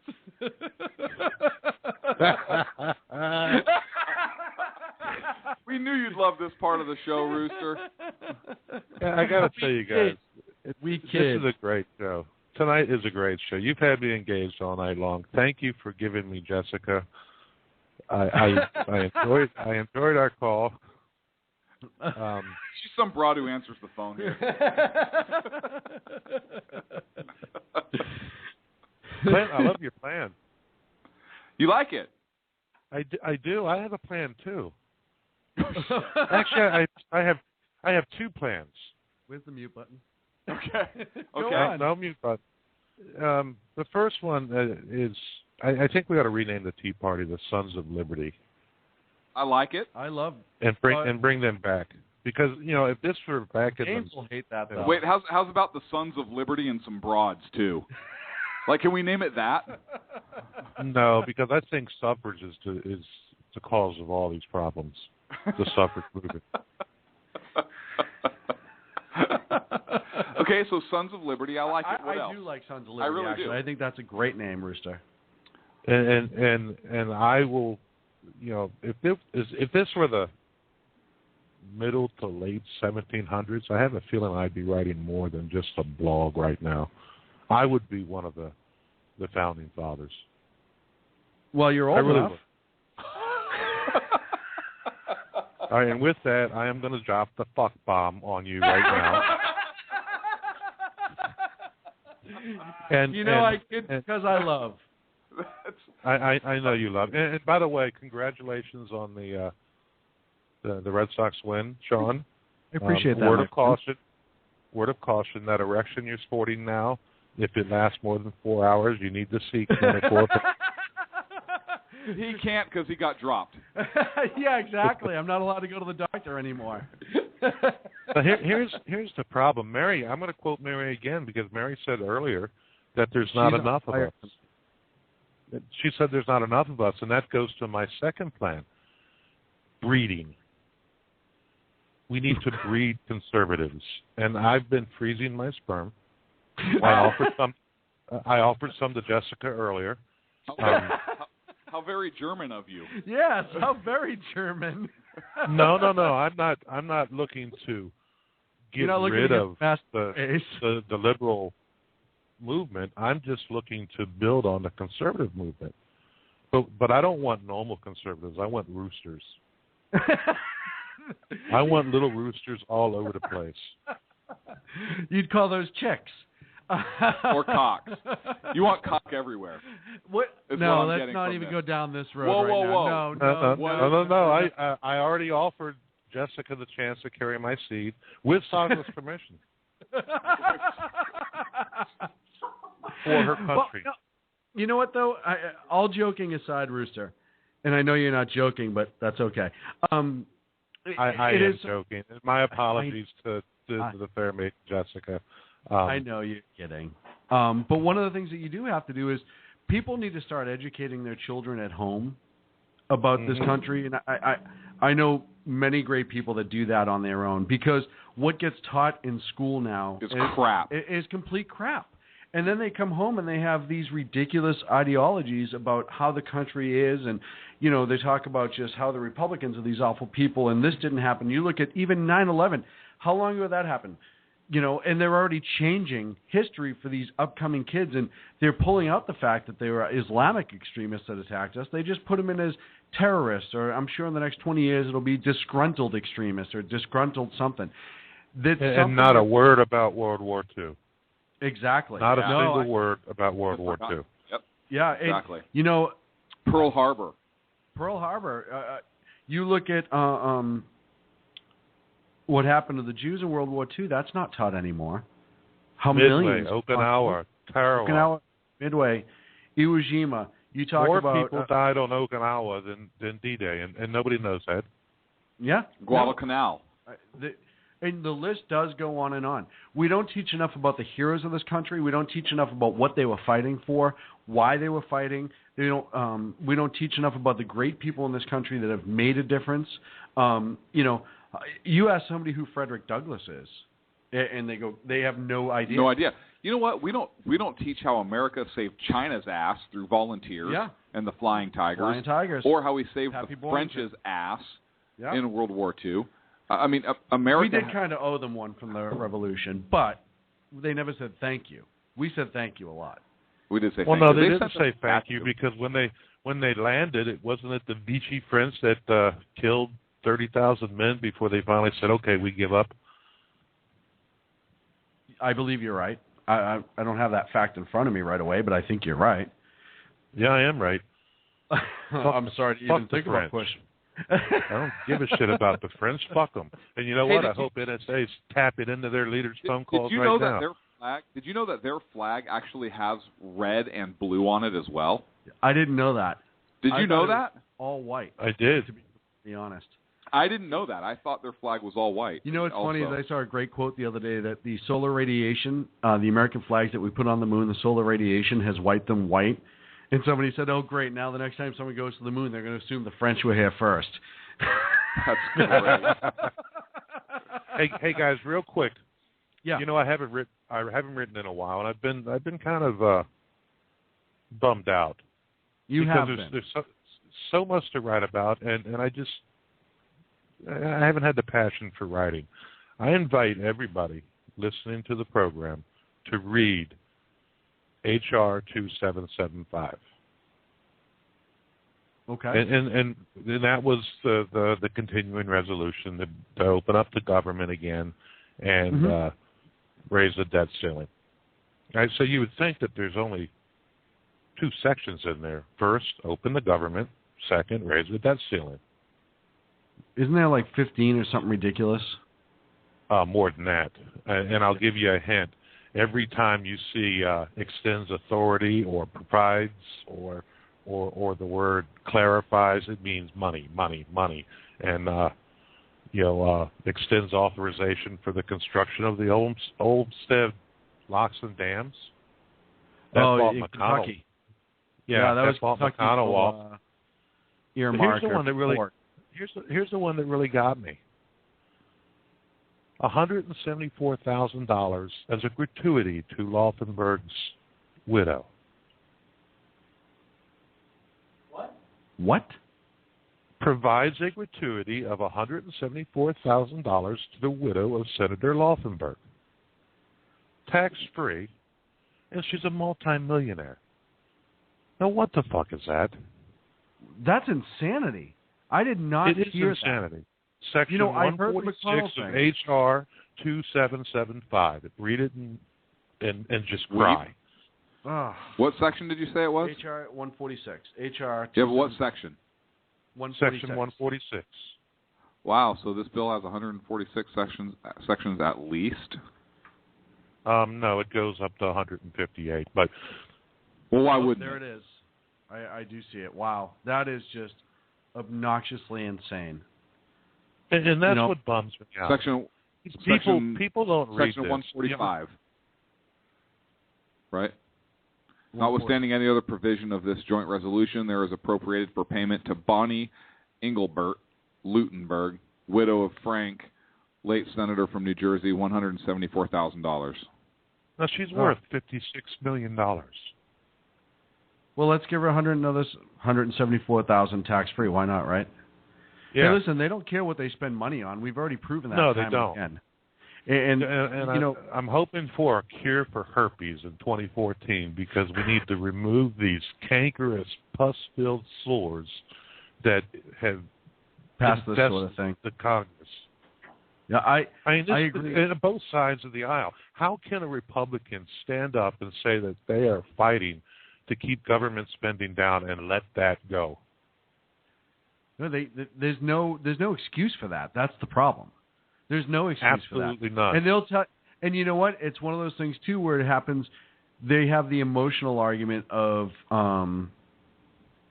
you know, oh well, she's hurting, and people won't look into her worth. People that are unknown to who she is, they'll just think that's a nice thing. Well, you know, maybe it's kind of a nice thing, but 174,000 people need to read these things. They're out there. They're available. They need to read them. And that's a segue back into Obamacare. Do the minions know what a deductible is? No. You know, they think they're getting all this free health care. It doesn't start until you spend $5,000 out of pocket. And the people that Obama claims he's trying to help, they don't have $5,000. Right. Well, that's why they're all they didn't signed have up for health care Medicaid. in the first place. That's why they're all signed up for Medicaid. Granted, they're going to get free birth control. Well, they're going to get a lot of free stuff. The guy in line behind that person getting free birth control is going to try to get his blood pressure pills, and they're going to say, oh, that'll be a car payment because you haven't met your deductible yet. Yeah. Can you imagine? And it's sold people, under the guise. People don't understand. But then the guy behind them, you know, take me, for instance. Maybe if I wanted to go on hormone therapy and grow myself a nice big set of tits, I bet you that's going to be free. Well, no, at that point you would just go to prison. Right, and then get it paid for. And then get it you know what you should do by the taxpayers. Is go to federal prison, say Leavenworth, and then say you've been living as a woman your whole life and demand that the federal government takes care of it. And then you can take it to court if they deny it, and you'd win it. Yeah. I'm just angry at this point. I really am. I know you've been angry, and I know you've seen it on Twitter. We have every right to be angry. I'm angry at both sides of the aisle. Well, yeah, they're both responsible for this. And I know Ken's on hold. We'll run a little bit long tonight, a few minutes, nothing too crazy. But no, I agree. Both sides need to be held accountable for their actions. You know, both sides who went into this. We said it on the shutdown show. We came back after they reopened the government. This is why the two-party system needs to go away. Yep, because they're more worried about party power than they are the good of the people. And they need to be eradicated from their comfortable little way about them and just not even. Where's the media? Where's the media explaining? The Praetorian Guard? That we just gave $174,000 to a millionaire. They'll never cover that. They'll never cover that. Where's the media explaining to the misinformed what a deductible is? Yeah, it'll never cover that because it goes against the agenda. Listen, I've said this before, and I'll say it again. It's my belief that there are many in the media who decide that when it becomes state media, they want to be in good graces with the party in power so they can be a part of it. It's no longer media. It really has become propaganda on many levels. There are very few true journalists left out there. So it's right there. We've talked about it before. So, Ken, in order for our plan to work, do you like the plan? Rooster, I'm sorry. Did I say Ken? Yeah. I apologize, Rooster.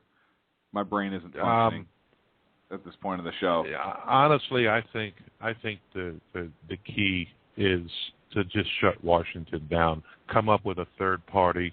It doesn't have to be a lot of people. It just needs to be enough to just make a stink and make the Republicans merge with the Democrats, the so-called rhinos that are out there, and have absolutely nothing happen. All right. I agree with that. And, well, you know, if people, they need to read. and the media needs to report. I mean, these people are running around saying, "Look at this, I'm getting free shit." They're not getting free shit. They're going to pay for it. No, they're not going to pay somebody for else it. is. Somebody else. Well, we're going to pay for it. Exactly. And you got these insurance companies out there. They're not the bad people. You know why they're in business? Because they've learned how to rate risk. Yeah. And they went back to the government and said, if you want them to pay this, this is what you're going to get, and this is what it's going to cost, and hence you get a $5,000 deductible, an $8,000 deductible. But we'll do everything you're asking, but we're not going to lose money on this. If not, we're just going to go away. And like I said, and even though it's not happening, the administration is going to try to make them the bad guys, and it's blowing up in their face. Brewster, and by the way, go ahead. Okay, by the way, pre-existing condition, there's one that does count, and that's if you smoke a cigarette from time to time, because you have to tell them that. Yeah, and watch what happens to your rates when you do that. Yeah, it's amazing. All the things that they don't like. Eventually, it'll be a calorie count. We're eventually going to have to keep a calorie count every day of what we eat and how we eat it and all that stuff, and bring it to our doctor in order to stay on the plan. Brewster from conservativeoutcry.net, thank you so much for your call tonight, sir. Thanks, I appreciate Brewster. it. Hey, bye, guys. Bye, Take buddy. care. And we're going to go from one to the other because we love getting tag teamed. Wait, it doesn't matter. That didn't sound good. Ken from the Exceptional Conservative Show. Whatever.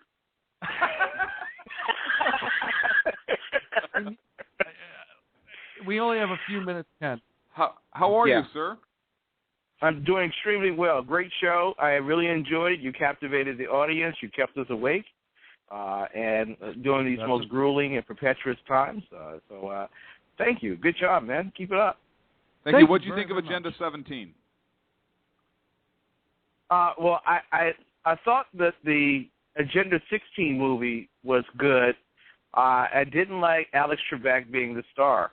But Agenda 17, when it comes out, I think it's going to do well. I really do. All right.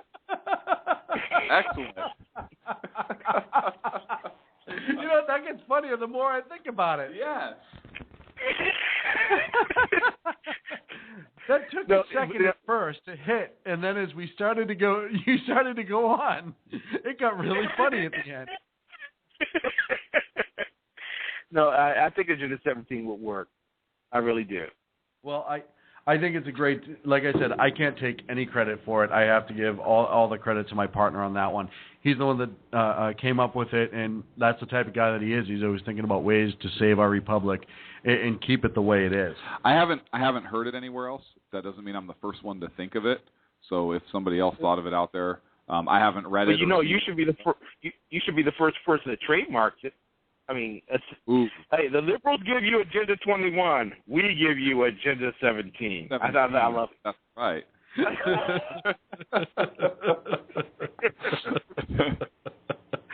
Hey, you know what?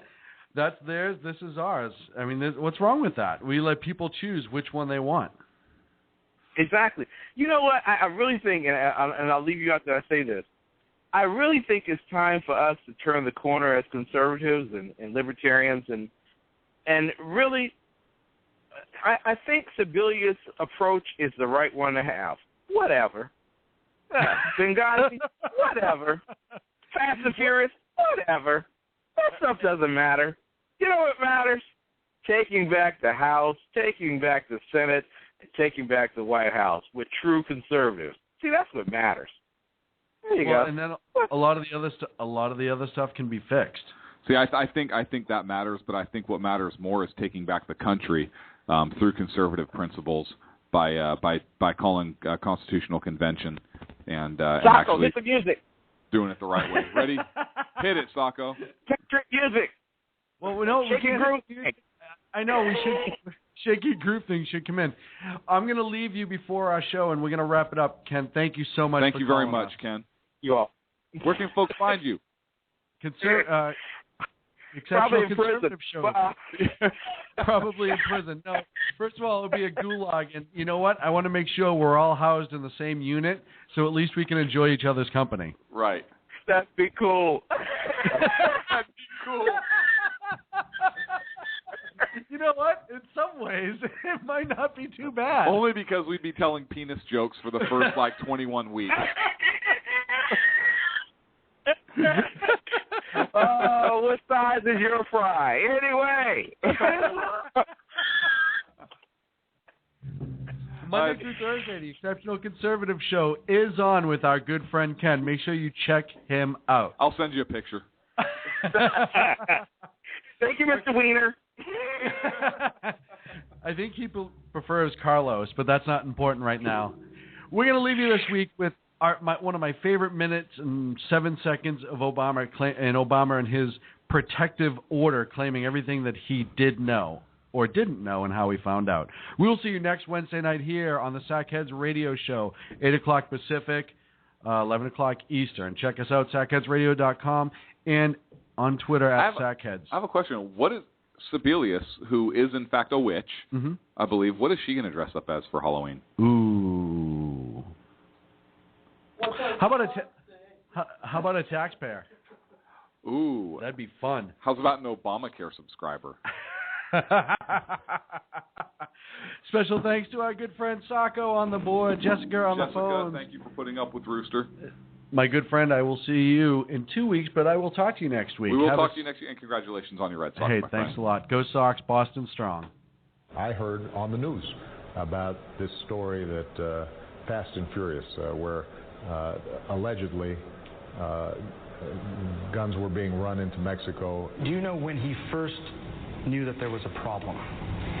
Well, I think it became clear fairly early on, the first couple of days. That So not before that, though? Not before October 1st? When did you first learn that the IRS was targeting conservative political groups?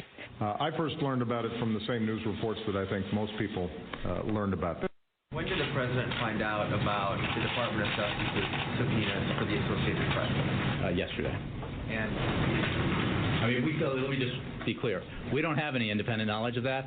He found out about the news reports yesterday on the road. I certainly did not know anything about the IG report before the IG report had been leaked through press. Just a question on Polindra. Has the president been briefed about what has developed on that? I think he's probably read some news accounts of it. I'm not aware that he's been briefed.